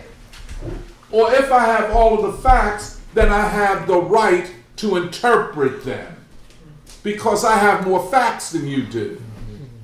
Does that make sense? So he didn't want to do any of that. So in that respect, when we go to Du Bois, we can see him doing and thinking and making similar arguments about methodology and, quote, metaphysics, which is to be read philosophy, that Marx makes. Okay, let me just continue. They said that I treat economics metaphysically. And on the other hand, and he says, imagine, confine myself to the mere critical analysis of actual facts instead of writing receipts. And then he uses Comtist ones, as in Comte. Yeah. You know, you put a question. For the cook shops of the future, in answer to the reproach on metaphysics, Professor Sieber has it, quote, insofar as it deals with actual theory, the method of Marx is the deductive method of the whole English school, a school whose failings and virtues are common to the best theoretic economists, end quote. I just want y'all to know, they're trying to whoop that ass. But they're unsuccessful. You know what I'm saying? They threw their best at it. Now they're throwing the French at it at this point. God. Okay. M. Bloch, Les Theoreticiens du Socialisme in Germany. I guess I don't read French, but the theories of socialism, the German theories of socialism, an extract of the Journal of Economics in July 1872. Oh, that's what I just quoted. Makes the makes the discovery that my method is analytic and says, oh God, I don't read French. Do you read French? Do they have the quote? Yeah. No, in brackets. They might have the English. Oh, yeah, I think they do. Yeah, no, they don't. Okay. No, they don't. I think he's saying the opposite. Yeah. Right? Meaning this other guy goes, oh, the problem with Marx is it's pure theory, and another person says the problem with Marx is it's pure empirical. Oh, And so okay. he's saying they don't get dialectics. Yeah. Right. Sorry, not to spoil things. But Okay. Yeah. He's saying all my critics are saying opposite things. Opposite things. Yeah. But they're all united in wanting to take me Right. down. Wanting to take them, yeah. Okay. German reviews, of course, shriek out at, quote, Hegelian sophistry. Okay. Now, just a small point. The dialectical method has always, many times, been connected to Greek sophists. The sophists were people who tried to confuse and confound philosophical arguments. Like smart Alex. You said this then, and you say. So the sophists have throughout history given dialectics a very bad name, and often a dialectician would be considered a sophist. I think Bertrand Russell looked upon Hegel that way. This whole thing, I haven't read it, it's just sophistry. It's just about confusing arguments and making things unclear. Okay, I'll just continue. Forgive me for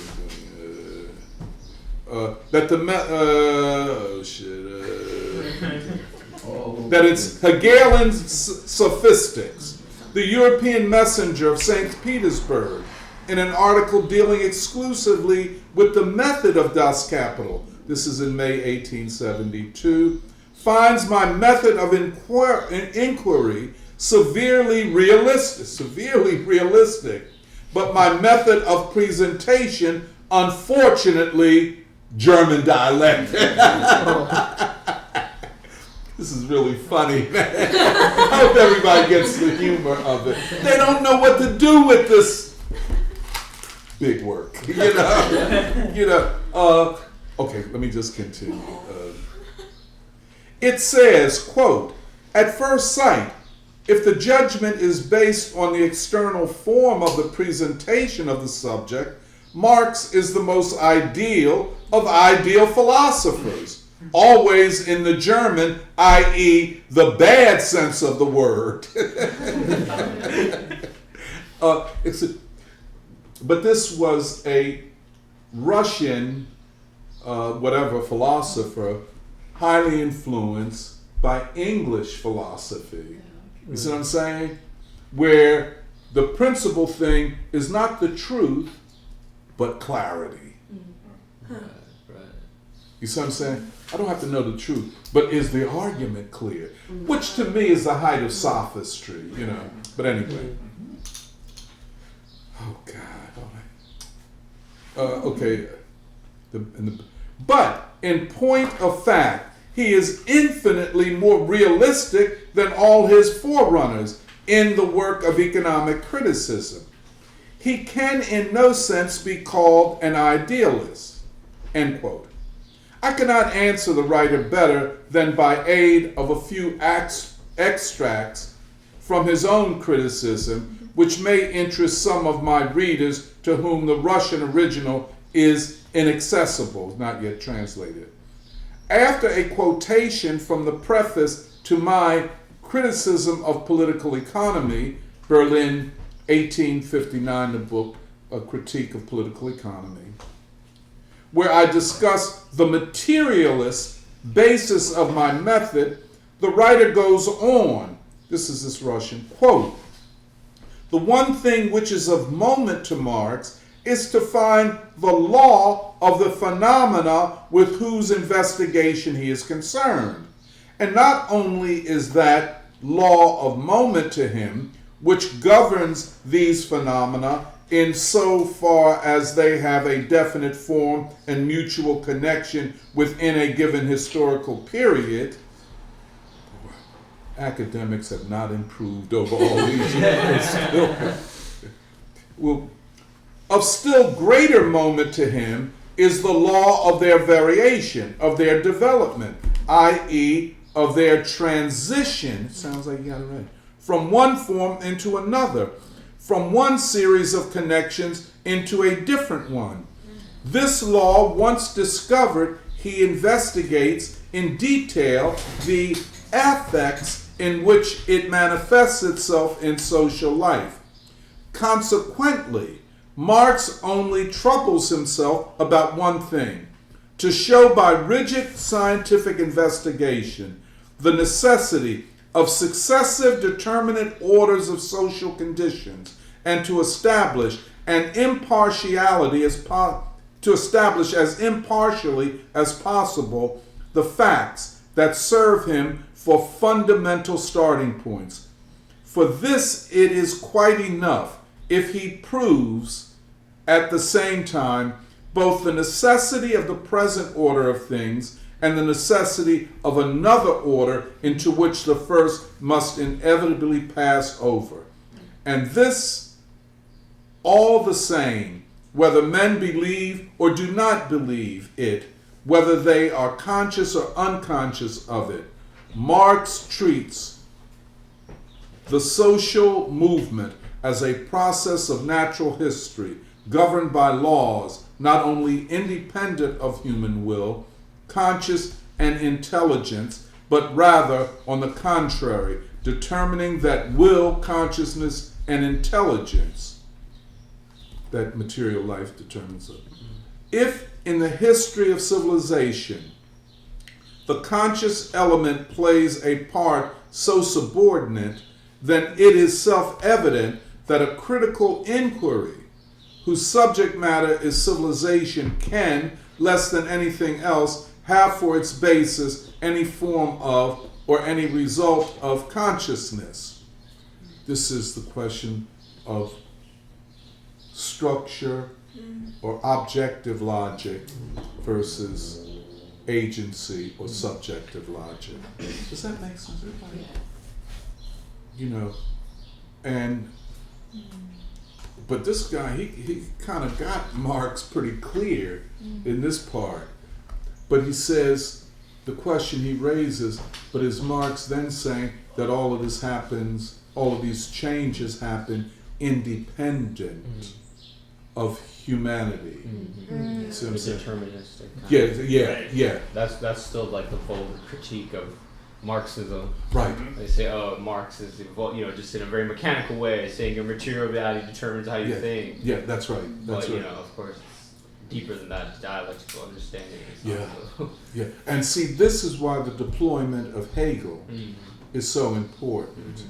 And I think whether Marx fully elaborates the totality of the Hegelian system in Das Kapital, that the second part of the science of logic is subjective logic, the logic of thinking, logic of method, and how object and subjective in logics don't have to be the same, but they must not contradict one another. If the world exists in constant motion, then how can I have a philosophy to understand the world in constant motion, which is a static logic, static philosophy? Okay, let me just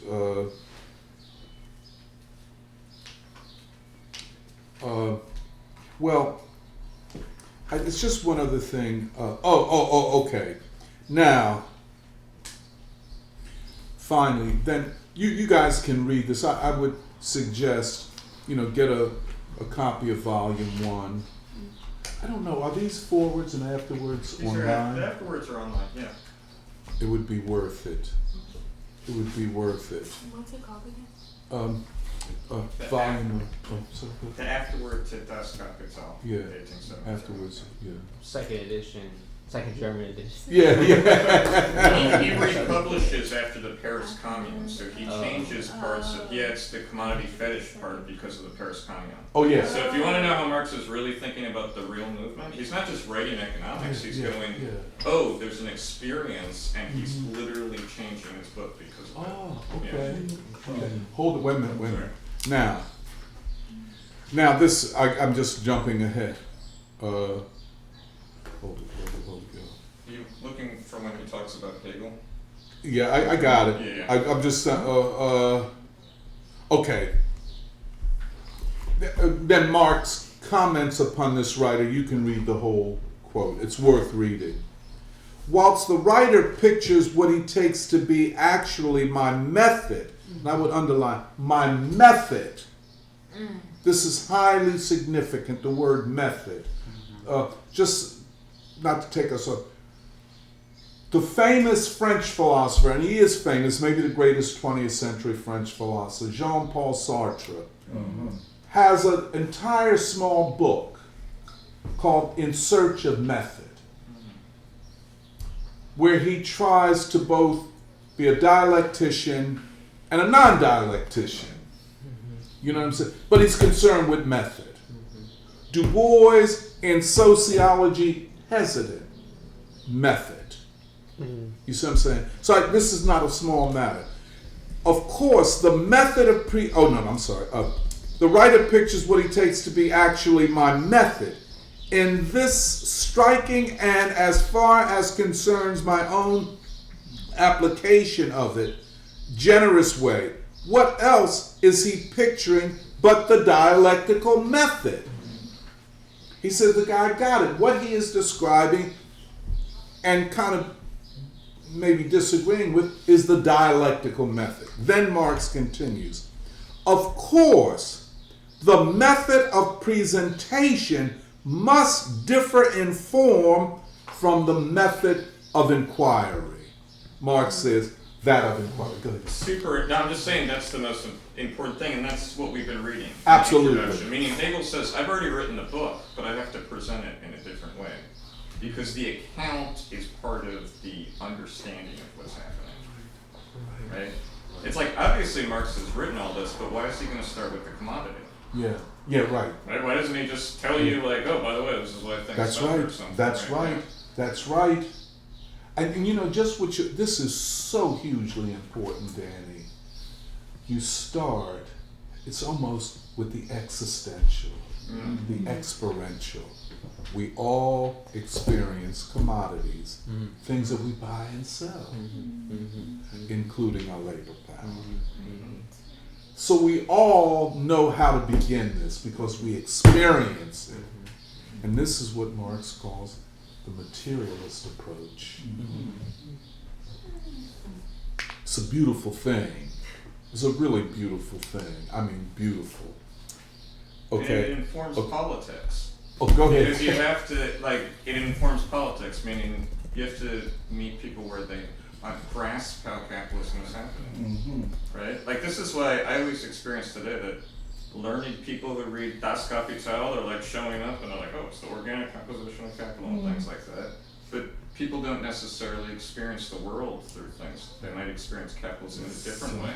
It might be war, it might be racism, it might be different ways in which one would relate to. This is hugely important, what you're saying. This is hugely important. Let's just get... No, please. I want to come back. This is...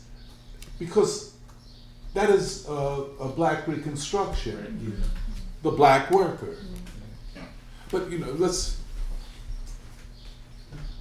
in all of these methodological questions, a big question is where and how to begin.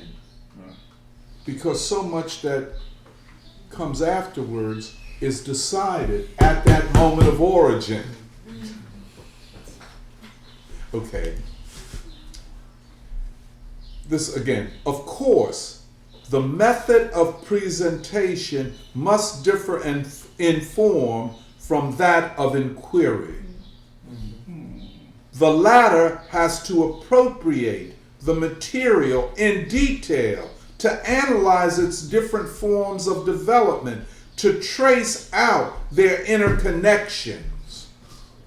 Only after this work is done can the actual movement be adequately described. Okay? The method of research, which is a very complicated thing. It's not, I don't want to mention names here, but certain famous historians these days whose method of inquiry is so corrupt, so corrupted because of what it does not do. We'll come back to that. Only after this work is done can the actual movement be adequately described. If this is done successfully, if the life of the subject matter is ideally reflected as in a mirror, then it may appear as if we had before us a mere a priori construction. Hold it. We'll come. This is, I'll come back to that. Then he says, and this clarifies, I think, that my dialectical method is not only different from the Hegelian, but it is its direct opposite. Just listen. To Hegel, the life process of the human brain, i.e. the process of thinking, which under the name of the idea, he even transforms into an independent subject, is the demiurgo. What is that word? Demiurgos. What is that? Demir? God kind of character. Okay. Yeah. It's like a god. Okay. Of the real world. And the real world is only the external phenomenal form of the idea with a capital I. With me, on the contrary, the ideal is nothing else than the material world reflected by the human mind and translated into forms of thought. He says that Hegel is an idealist and I am a materialist. That my method of investigation starts from the philosophical, we could say, assumption that there's a real world out there that is not determined by what I think, but what I think will be determined by what's out there. Now, example, today's world, today's academics. Privileges, they say privileges, but makes the only real the subject. I am the final determinant of all things. I am a God, small g. So how are you going to tell me anything? This is part of the problem with modern day music culture. You know, it elevates these celebrities to little gods. He's telling his truth, and his truth coincides with mine. Marx is saying the opposite. Now, he says, I'm opposite from Hegel, but then he loves Hegel. Right. You see what I'm saying? Can I just Go ahead. try to Let me just make this one. This is one point. The mystifying side of Hegelian dialectic I criticized nearly 30 years ago, at a time when it was still the fashion. That's Hegelian dialectic. But just as I was working at the first volume of Das Kapital, it was the good pleasure of the peevish, arrogant, mediocre, Greek word I don't know, who now talk large in cultural Germany to treat Hegel in same ways as the brave Moses Mendelssohn in Lessing's time treated Spinoza, i.e. as a dead dog. So he's saying, at the very time that I'm writing Das Kapital, Hegel was being treated as a dead dog. In fact, well, I won't go. I therefore openly avowed myself the pupil of that mighty thinker, Hegel. And even here and there, in the chapter on the theory of value in this book, coquetted with the modes of expression peculiar to him. You know, should I use Hegelian language from the science of logic? The mystification which dialectic suffers in Hegel's hands by no means prevents him from being the first to present its general form of working in a comprehensive and conscious manner. Everybody dig that? I'm not a Hegelian in the sense I'm a materialist. Hegel is not a materialist. But there is no way that anybody that wants a method that gets at the truth of the material world can overlook Hegel. Sounds like what we're trying to do here. You know what I'm saying? Okay, go ahead. Oh, let me just continue. With him, it is standing on its head. He makes dialectics a thing of ideas. It must be turned right side up again if you would discover the rational kernel within the mystical shell. The rational kernel, the truth within an idealistic shell. This is so important. I just want to emphasize it. This is, you know, Marx is expressing a profound debt and love for Hegel. A profound love for him. And he says that without Hegel, I could not write Das Kapital. And without Hegel, we could not get to the truth of modern day capitalism. I just had to extract Hegel's method from the idealist shell. You know, I had to go in and find this great brilliance. Now, I would say, in Hegel's defense, he's German. Yes. Kant is huge.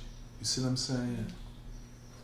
And German philosophy is just idealist. Hegel had to work in the environment that he found himself in. He was human. But even in that environment, that idealist environment, he discovered this magnificent tool that we are forever indebted to him for. I'm sorry, but Danny, you were going to say something. Oh, I wanted to, so what you were just saying right there, of like, how is it that Marx could find this rational kernel? The last sentence of a very famous essay by Engels called Ludwig Feuerbach and the End of German Philosophy says that Hegel lives on in the working class movement. Yeah.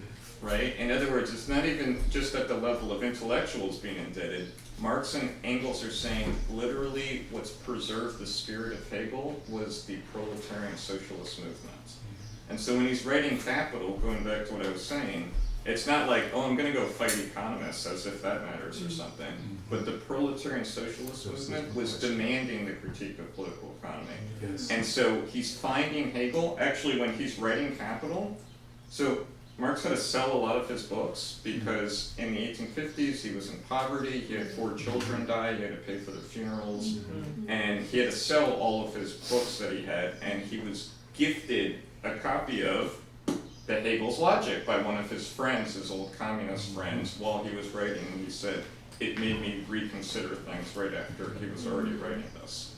So it enters in at a very specific point in his life that it's very meaningful for him in that sense. And, you know, in terms of how he was going to end it afterward, when he's saying there's 2 sides to Hegel, which is not Hegel's fault, it's capitalism in that sense. There's the way in which it's used to justify things, the mystificatory side, and then there's, as he calls it, the revolutionary side. And so the rational kernel that he's taking out is the revolutionary side of Hegel in that sense. And so, you know, in terms of why he's mentioning Hegel, he's like, oh, this reviewer has picked up on something, but I want to make sure it's clear to people that it's the revolutionary side that we're preserving for the socialist movement in that sense. I think there was one other thing I want to... Can I just read go ahead. Just, yeah, it's a great... Can I just read that last... Let me just read this. This is very... Just apropos what Danny is saying. In its mystified form, dialectic became the fashion in Germany after Hegel's death, by the way. Because it seemed to transfigure and to glorify the existing state of things. In its rational form, that is its revolutionary form, and that's, by the way, Hegel's the real is rational and the rational is real. That's a materialist formulation. But the rational side is the real or revolutionary side. In its rational form, that is dialectics, it is a scandal and an abomination to bourgeoisdom, or to bourgeoisify, and its doctrinaire professors, because it includes in its comprehension an affirmative recognition of the existing state of things, at the same time also the recognition of the negation of that state. I'll come back to that. Sorry, can you repeat Yeah, you again? repeat the. Okay, well, let me just do it once again. All right. Wow. I'm sorry. In its rational form, this is dialectics. In its rational form, it is a scandal, an abomination to the bourgeoisdom, the bourgeois world, and its doctrinaire professors. The dialectic, without the mystification, scandalizes the bourgeoisie, who were using Hegel to say, yeah, the dialectic existed through history and it ends with us. By the way, Fukuyama. huh? Francis Fukuyama. Fukuyama. I was going to say Joe Biden. Same thing. It's not called Biden a Hegelian. Yeah. He can spell Hegel. Well, that's Fran. The dialectic ends with American imperialism. Okay, but oh God. The bourgeoisdom and its doctrinaire professors, because it includes in its comprehension an affirmative recognition of the existing state of things, at the same time also the recognition of the negation of that state, of its inevitable breakup, because it regards every historically developed social form as in fluid movement, and therefore takes into account its transient nature, not less than its momentary existence, because it lets nothing impose upon it, and it is in essence critical and revolutionary. The dialectic defies all attempts to say that we are the world, we are the end of it all. Right, this is right. what Hegel, the dialectic, was leading to all the time. Right. To put it in white supremacy, Right. you know what I'm saying, of the West. That was your student pearl, but that you're talking about. Why should I fight this? This is the highest form of the dialectic. You see what I'm saying? But to say that is to deny the dialectic of its rational kernel and its revolutionary essence. Right. Let me just, the last paragraph, if you don't mind. The contradictions inherent in the movement of capitalist society impress themselves upon the practical bourgeoisie most strikingly in the changes of the periodic cycle through which modern industry runs, by which he means depressions and booms, and whose crowning point is the universal crisis. The crowning point of all of these ups and downs of the capitalist business cycle is what he calls the universal cycle, and I think this is what Lenin calls the general crisis. Okay.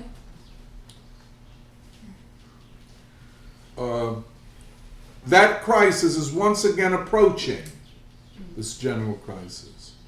Although as yet but in its preliminary stage, and by the universality of its theater and the intensity of its action, it will drum dialectics even into the heads of the mushroom upstarts of the new holy Prussian German Empire.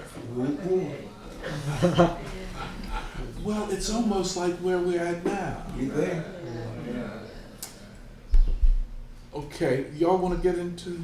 I mean, let's. Okay, I just. Say that again. No, I just wanted to say, before we wrap up today, can we also announce the reading group? Oh, I just yes. wanted to bring Oh, that to your attention. please, before we get to the exact reading, Purba and Chumbarta and Jahan, they want to tell about a reading group and want to read the call to the year of the Indian Freedom So Movement. we have flyers in there. And their flyers Yeah, here please for take some everyone. Oh, nice. Stay for this, but yeah. You have flyers. I will take more. I run out. Alice, I'm going to get another piece. Is that all right? Oh yeah, keep going.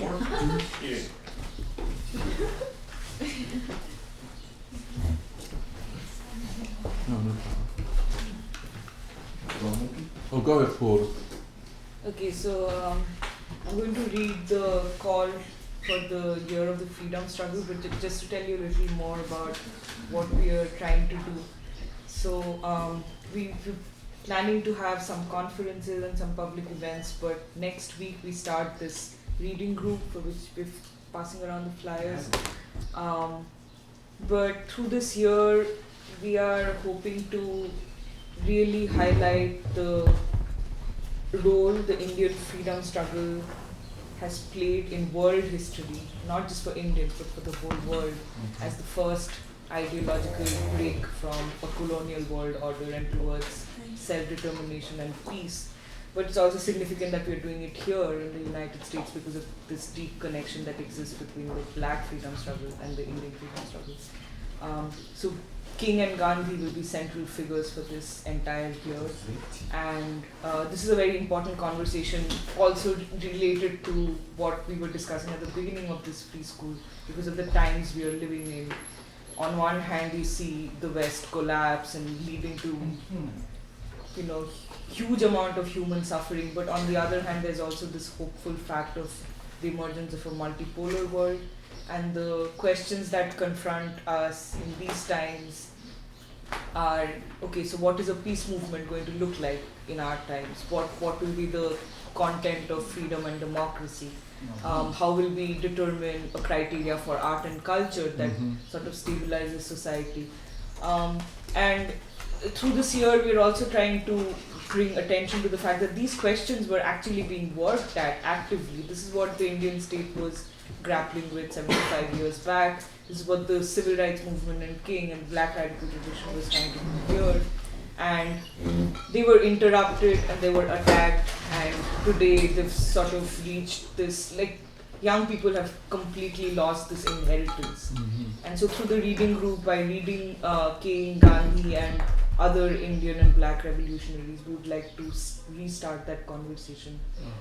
But maybe I can stop there. I'll read the call. Go ahead, say some more. Maybe Jahan and Shambhala. No, I think we should. The call covers a lot of it, and then we can.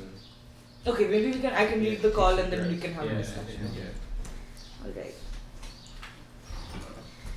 The year 2022 marks the 75th anniversary of Indian independence. We in Philadelphia will commemorate this important occasion with a year-long celebration of the Indian freedom struggle. One of the oldest living civilizations of the world, the natural progress of India was disrupted when it was colonized and deindustrialized by the British.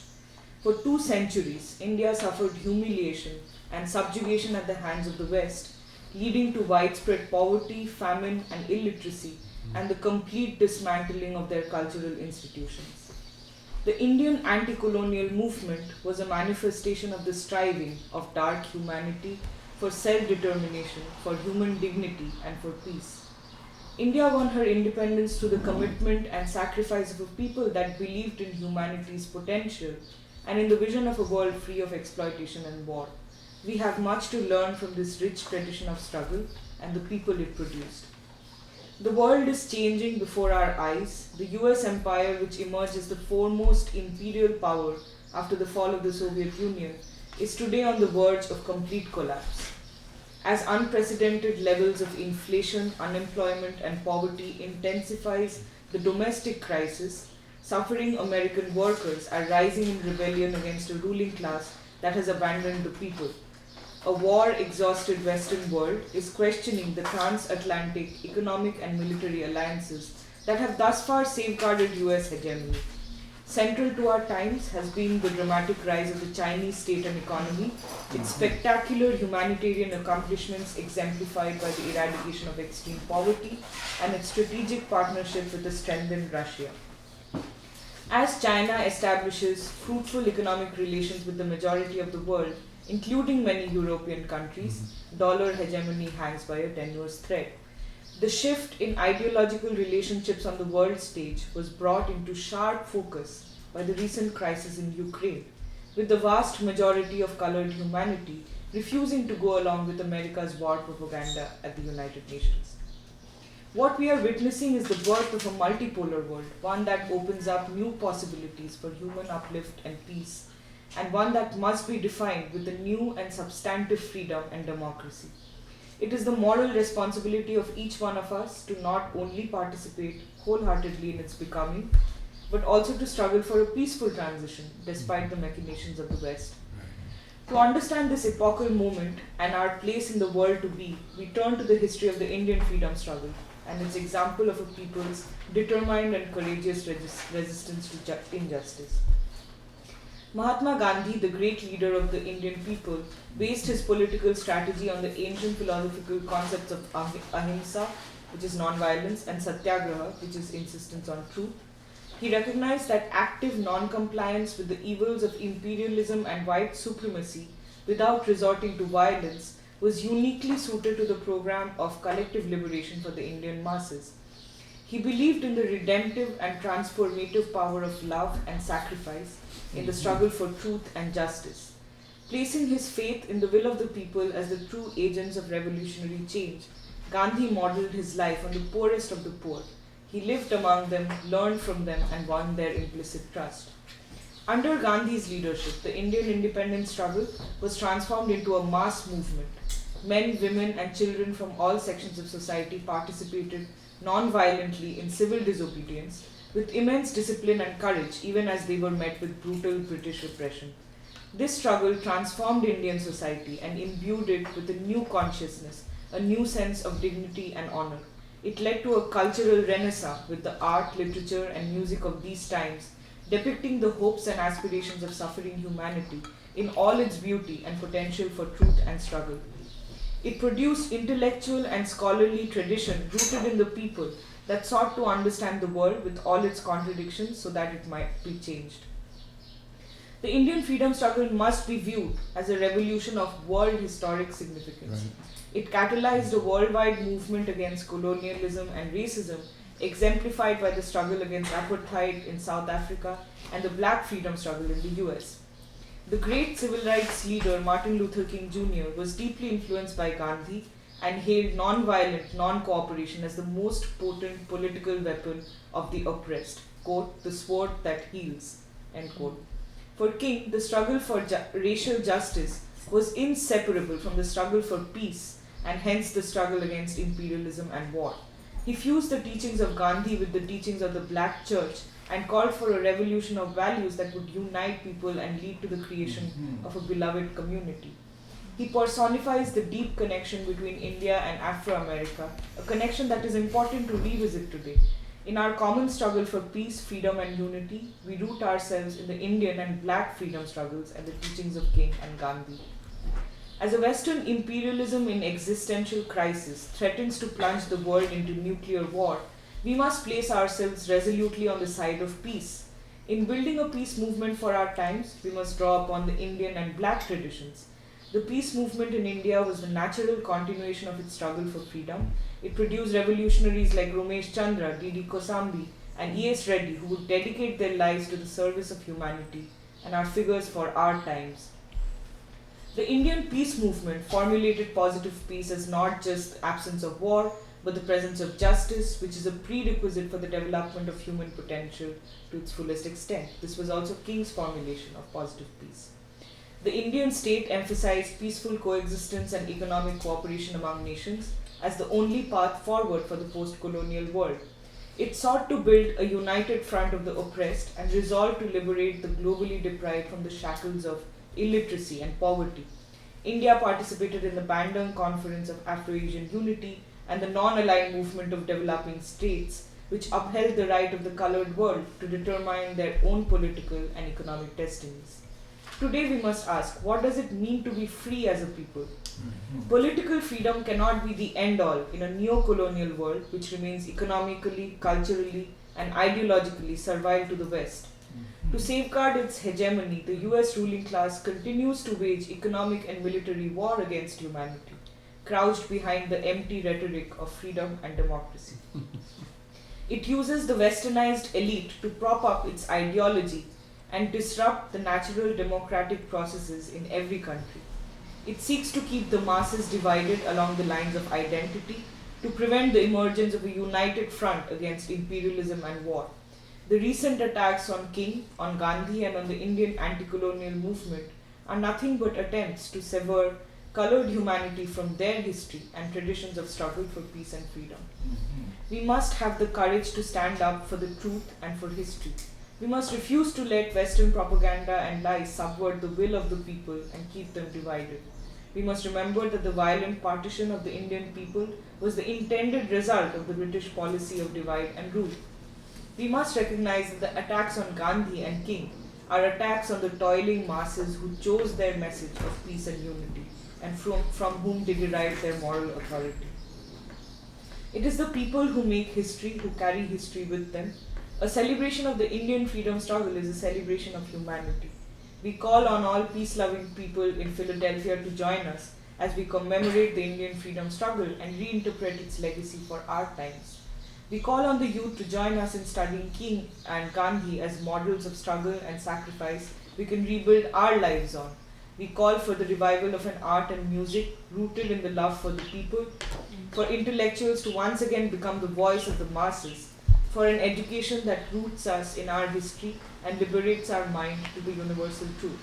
Let us make a renewed commitment to the struggle for peace, freedom, and unity and move forward with great optimism and hope for the future.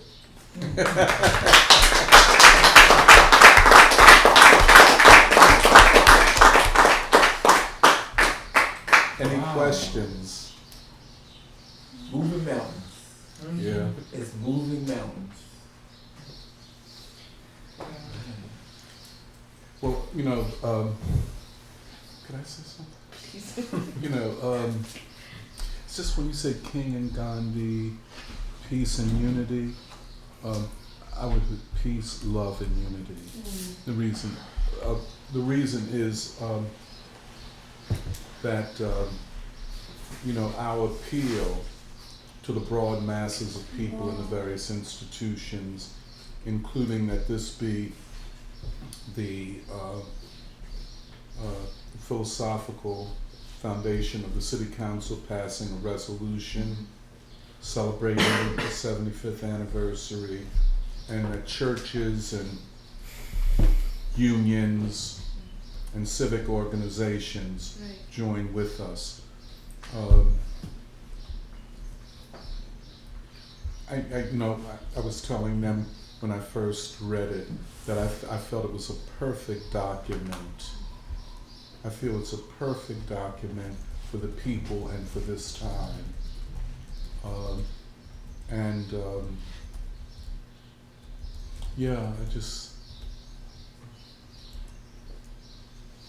That's what I would say. Yes. Like, okay. Do anybody here read Alexis Tocqueville? Do anybody read Examine Tocqueville? Well, it'd be interesting to examine Tocqueville in the broad daylight where we in now in democracy in America, and what it looked like in his tour, or what things he knew, and just to have that background, French thinkers and German, all these. Well, we may consider reading some Indians who traveled to the U.S. to look at democracy during this period. Yeah. I think that was. Oh, I have a naive question.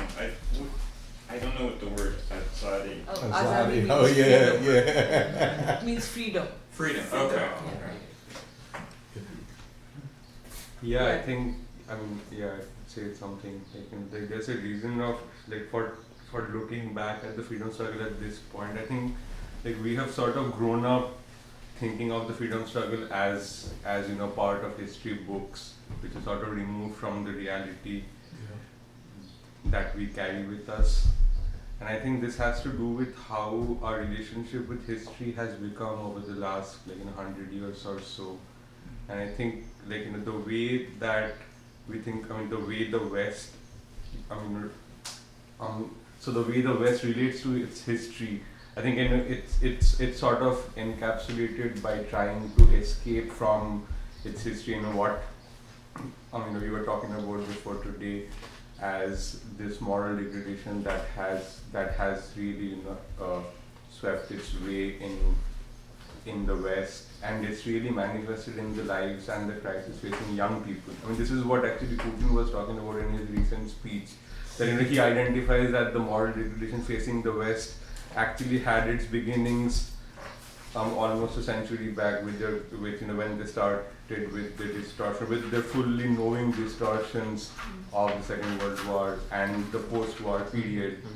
And I think this sort of identifies how young people are taught to think about history, and the reasons for it seems to be clear, that the way the West relates with history is because of the role it has played in its history, and we can see the effect of it on people today, especially young people today, which is signified by a lack of vision in the future, a lack of hope, a lack of being rooted in some ideas or communities, and I guess a lack of leadership that inspires confidence.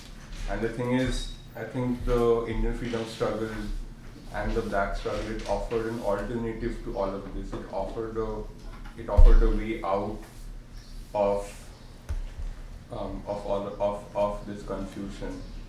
So at this time, I think studying the freedom struggle and the people it produced, we just read in the call, I think it offers a way out for people at this point, especially young people at this point.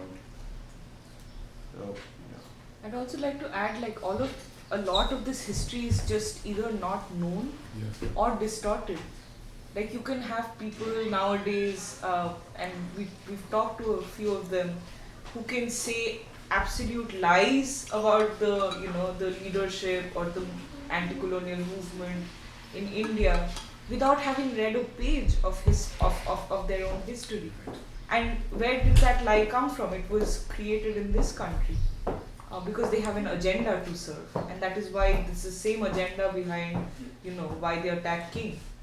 It's always the same agenda, because they have to control the narrative so that people don't catch on and what's going on. And just reading the history from an authentic perspective in the reading group is also, in itself, it's a very important task today. Yeah.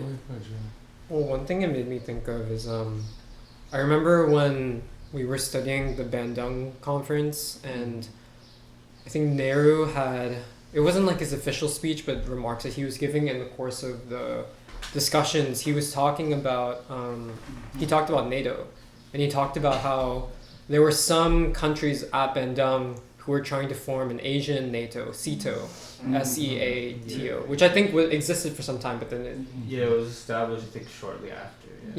Southeast. So CENTO also. Central Treaty Organization. And he was criticizing that. He was saying all these people are saying, some of the leaders here are saying that this is a purely defensive organization, and so it falls under the rubric of self-determination, but that's not true. You are aligning with the West, and I think there's a huge importance of actually going back to the problems and the questions that these leaders were working out in the context of the struggle for freedom, and also the struggle to to govern, I think, Yeah. and to carry the weight of the responsibility of what you do once you have earned the freedom of your country. And so, yeah, and I think all of those questions are still unresolved today, and so it's like almost like you have to like pick up the thread again, so that they like the people have like some tools or some chance of being able to actually like address that. And I think, yeah, like it reminds me of because we just published Do's presentation from the Korea-Vietnam event, and he starts with that quote from Baldwin where he says history is not really about the past, but it's about the present, because we're produced by history, and all of our aspirations and ideals and our sense of like the framework that we have for the world comes from history. And I think, yeah, just like, you know, I was thinking about this question of, yeah, like why, like whether it's Korea or India, like why is it that a certain narrative is taught to people, whether implicitly or explicitly, about, you know, like the freedom struggle. And I think there's a kind of, I think the sort of status quo right now is this kind of cynical view that, you know, the people were just pawns that were being controlled by larger forces, that the people were too ignorant to really know which side they were on, and that, yeah, basically the people had no agency. But I think, yeah, whether it's India or like Korea or the Black freedom struggle, you know, there's an agenda behind that, which appears to be the most, like, you know, it appears to be the most neutral way of framing the history, because it's like, oh, there's a lot of moral complexity and all that stuff. But actually the agenda is to basically paint the people as powerless, and to say that that the people weren't striving, and that like they never have been striving, and like they never will, basically. And so, yeah, I think we're just kind of witnessing the effects of that sort of framework of history being taught and the agenda behind it, but also attempting to answer that with another account, which allows people to see that that maybe this is not the way that our history has unfolded. And if it was actually, you know, the people, you know, actually, you know, deciding for themselves how they wanted to, like how they wanted their societies to be governed, like then what does that say about like our own present and like what's possible? So, yeah. The kernel of the church, any church, anywhere on this earth, is something that we're doing not just in the creative process, but the spirituality of like what happens in the interior of every nation happens in their church and the places that we're responding from. I'm responding from growing up in a temple, and from the places in my community, and the relationships that I had gathered, like everybody else, you could be lost. Right now we're gathering the material that King and them had to do. Ho Chi Minh had to go all over. Everybody had to gather this material. Well, on Washington, Lincoln, on various people who have helped put this vision in front of us, just so we can see what we're doing every day as young or older young people. You know, I'm very moved by the focus upon winning the youth, and that's because, you know, that's where the ideological struggle is more intense. They got to separate the youth from any history. Have to separate you all. I mean, I'm talking to Alice about this yesterday. I mean, you know, and I know Purba, you know, I think it was the China conference where you gave the speech on 600 million youth. Yeah, that was, It's very important because the ruling class is not unmindful. And especially, you know, because the Asian masses, and then Asia in America Right. and all of the machinations of the American ruling elite, to trivialize, I guess that's what I was trying to say yesterday, Alice, to trivialize Asians, that you only have meaning if you align with our techno capitalist system. It's a horrible situation. And we were talking about how it affects the gender relations. Talking mainly about Chinese, and how Chinese young men become more resigned or less outspoken. She was talking about her nephews and cousins and stuff. And how the females are more outspoken, more, but the young men were just going along, but I want to what I'm saying is that Asia in America is now part of America. We cannot talk about the American people and exclude Asia in America. You see what I'm saying? So Asia in America has to decide, and the youth will have to decide. And this is why all of this is so important. Just like they want all the Asian, if you have a Chinese woman or an Indian woman, keep abortions free and equal, that type. Oh, they love you to death then. But if the same Indian woman or Chinese woman says, well, I'm standing up for the Chinese Revolution, I'm standing up for Indian independence, oh, well, you ain't no good now. We can't use you. You know what I'm saying? And this is why, we talk about, I just one more point. I'm talking too much. But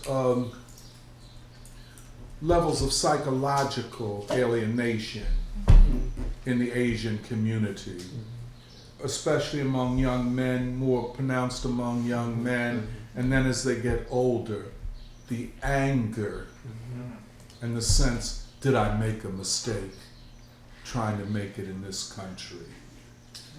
And the ruling class needs Asians. Let me tell you why. It's not only because you're Asian, but like I talked to Alice. Her mother works in a hotel as a woman that cleans up things. Her father's a massage person, ordinary working people. I said, what they achieved, and they don't speak English. And to have, not even in a generation, their daughter go to an elite university, that's unbelievable. If they can translate that through, let us say, Alice or any of y'all, into operatives for the ruling class in this country. New members of the squad. Big members of the squad, yeah. Congress. Yeah. Put your sights high. They recognize, and you might not recognize it, but anybody that looks at you all, and sees this kind of focus and hard work, I was talking to Emily about this too, but they can't afford to have you all, embedded in history, in the great history of Asia, and of course Korea, the Korean War, Vietnam, this history empowers you all in ways. Sounds listening. We got better information about Vietnam. Empowers y'all, and that's what you're saying. We're not satisfied with being servants of imperialism. We have, our history is anti-imperial. This is beautiful, and I think it is a message that can be taken around this city. Now, my deepest concern, I want this message, and I think about this all the time. How do I take it to black youth? This is my concern. This is like my responsibility. You know what I'm saying? Because everything is to separate us from King. Like there's a celebration next week of Malcolm X. I know what it's about. Yeah. It's an anti-King celebration. Yeah. Ain't political, it's a bunch of bullshit. Fake rappers and some. I think they called me to speak. I ain't gonna be in no shit like that. That's good. You know, I'm not gonna be in it. You see what I'm saying? But that's and all the nonprofits and stuff will finance that. Will celebrate it. Will publicize it. And we have to fight for this. We're talking about URD. We're talking about WHYY, which is a shithole of the neocons. Excuse my cursing today. Forgive me. I mean, really. They're not listening. Yeah, a shithole. I mean, but why is it this is going to find difficulties? We'll overcome them, but we have to. This is more. This is life. This is life for the youth. This is life for humanity, and we have to fight for it in that way. And yeah. And the other thing that just no, appreciate the Thank you. your reaction to the call, but just studying about this, the Indian struggle and India and China and South Asia in general, right after the, you know, in the beginning of the post-colonial era, how they call it. I'm not very happy with that thing. But anyway, what I'm realizing also is how this was supposed to be an inheritance for us, this history. Thank you. We were supposed to inherit this, right? And we were supposed to, like, you know, there was supposed to be some continuity. But the fact that it was interrupted and it was completely dismantled we've just sort of accepted it, and that's not okay. It's not. It's not okay. Yeah, I mean, I think, apropos to Hegel, this whole concept of, the movement of history, thinking of history in epochs, that's what I've started to realize attending free school. So, I mean, I think it's not just about, because there's obviously the narrow kind of cultural representation thing, where people will be like, 75 years in India, whatever. But it's not just about, as significant as that is, of such a massive country and region getting its independence, but it's also about the world historic significance, the fact that, while the Russian Revolution was the first break in imperialism, this was the first time that an anti-colonial revolution was successful. This created a huge crisis of the colonial system, a crisis of the color line also, apropos Du Bois. That's why Du Bois thought it was so significant. Absolutely. It challenged, for the first time on such a large scale, this notion that, the white world is the only civilized world, the colored people are not fit to rule themselves. All of that is challenged and shattered in this region, and then put in crisis throughout the world, throughout Asia and Africa, by this victory. And so we're reaching 75 years of that, and that is very significant. That now, 75 years later, and Purba is absolutely right, this process was in some ways interrupted with the past 30 years, the fall of the Soviet Union, all these crises, assassinations, many factors.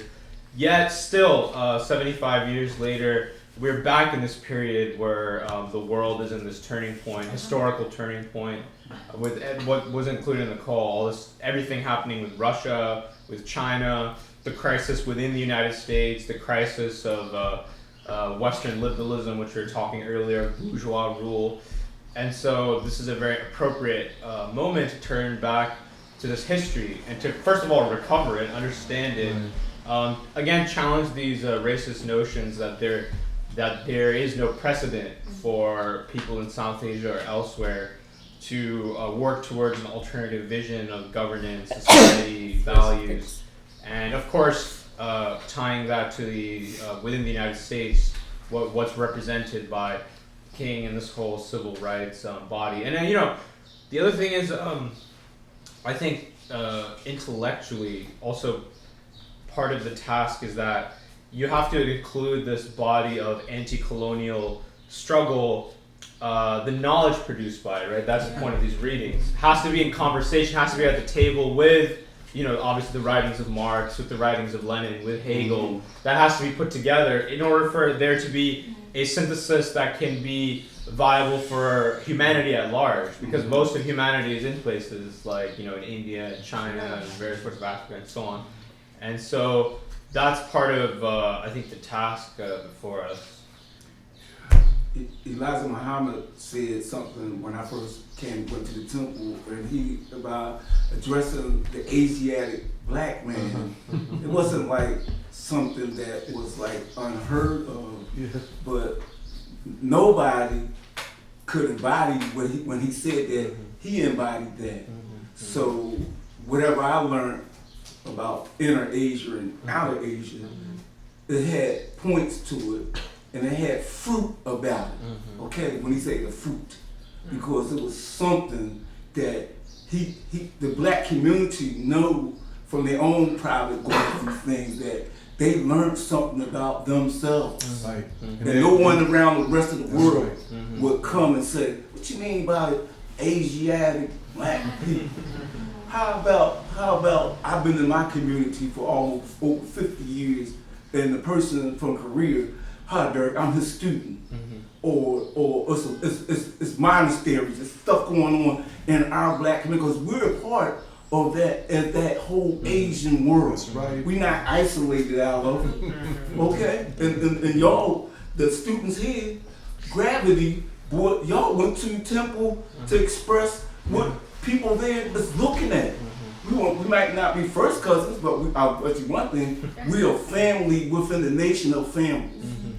Whether it's from India, Pakistan, I've talked to individuals from all these places, from the 70s all the way up to now. If somebody bought me a gift, somebody from every country bought me a book at my house, so here you go, Brother Derek. Just somebody passing me something that I'm not supposed to know really. I know what my mom and father taught me. I had ideas, some idealism in my mind. But it's hard when you're really young like you are, and you can't exist on this raft by yourself. You want to raft by yourself. You know what I mean? No one wanted me to know about Akbar the Great, of India. I had to stay in India for who knows how many years, decades, to have a feel. If I could say something, and you know something, you all don't know the depth of these relationships between Afro-America and Asia. And not only that, like the Nation of Islam created the conditions of love. Just like when you all go to Mosque number 12, how you all are treated, how you all are welcome. That's over decades of them going against a cultural nationalist, like, narrative that black people, everybody's against black people. You see that type of thing? Creating fragmentation and fissures. Or King in his office always the picture of Gandhi, or Du Bois, those dramatic photographs with Mao Zedong. I mean, the reservoir of love and respect, and of course the great Muhammad Ali. I will never go to kill my brothers in Vietnam.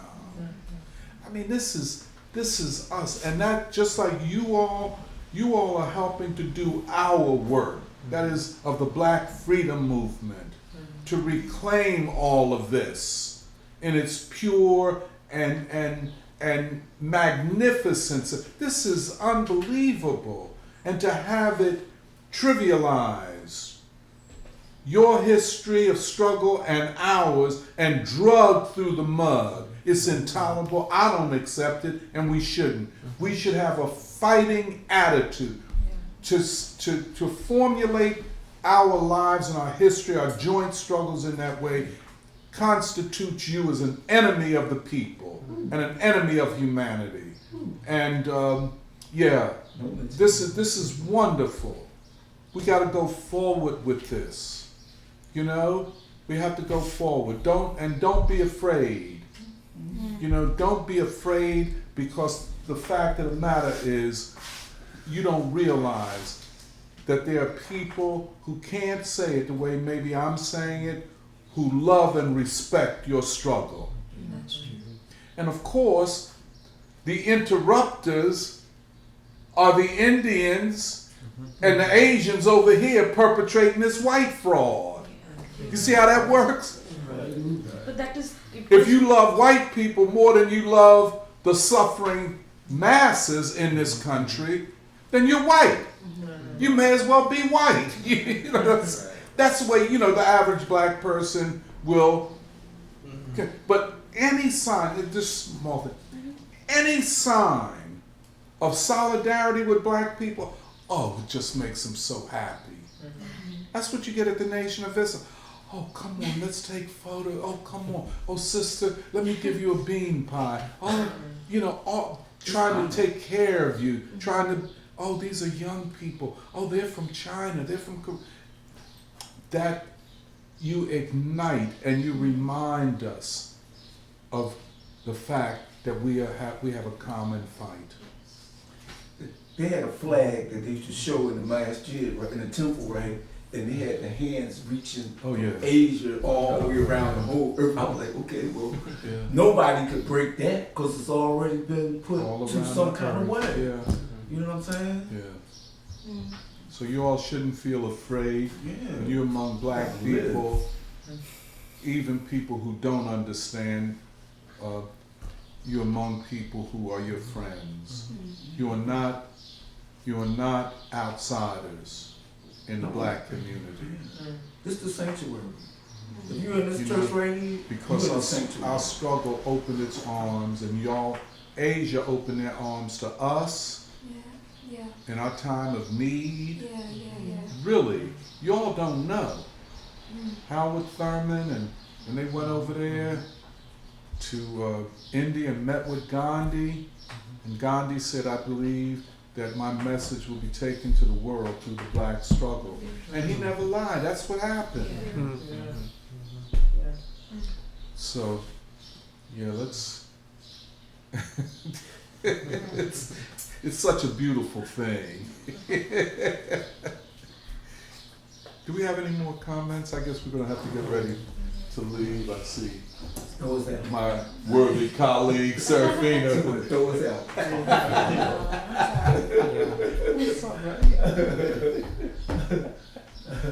We have a few comments from the Facebook. Some of them go back to earlier parts of the discussion, but Blaze says that when we were talking about Angela Davis, he says that it seems significant that Davis longed to apply the philosophy she was learning in Germany to the current terrain, to know and practically apply that to the struggle at the time. I also respect the humility of hers to say, quote, I simply don't know enough to say which forces back home were organic and which were contrived, because she wasn't close enough to it at the time. I would like to incorporate that intellectual humility. Shantanu says, it's interesting to understand how Marx was influenced by Hegel and how he took Hegel's idealistic dialectic and formulated his own materialistic dialectic. But his proposal that material circumstances shape ideas instead of the other way around has been misunderstood deeply in the world today. Stephen Palmier says, answering the call to celebrate the Indian freedom struggle, solidarity with the Saturday Free School. And we should say that it's the first session of the reading group is going to be this Thursday. We're going to do it every Thursday at this point. It's going to be from 3:30 to 5:30 p.m. Philadelphia time at the Walnut Street West Library, which is at 201 South 40th Street. And for those on the live stream who are not able to come in person, there's also going to be a remote component. We'll share a link to our Facebook post. Actually, we have a Facebook page for this, which is called Year of the Indian Freedom Struggle. And so there's a Facebook event in that called Azadi Reading Collective, which we'll also share on the Free School page. But there's an email there you can contact to get the Zoom information if you'd like to attend virtually. And so yeah, I just want to share that. And we'll be reading the first session. We'll be reading the call again and discussing it. Yeah. Everyone is invited. Any other questions?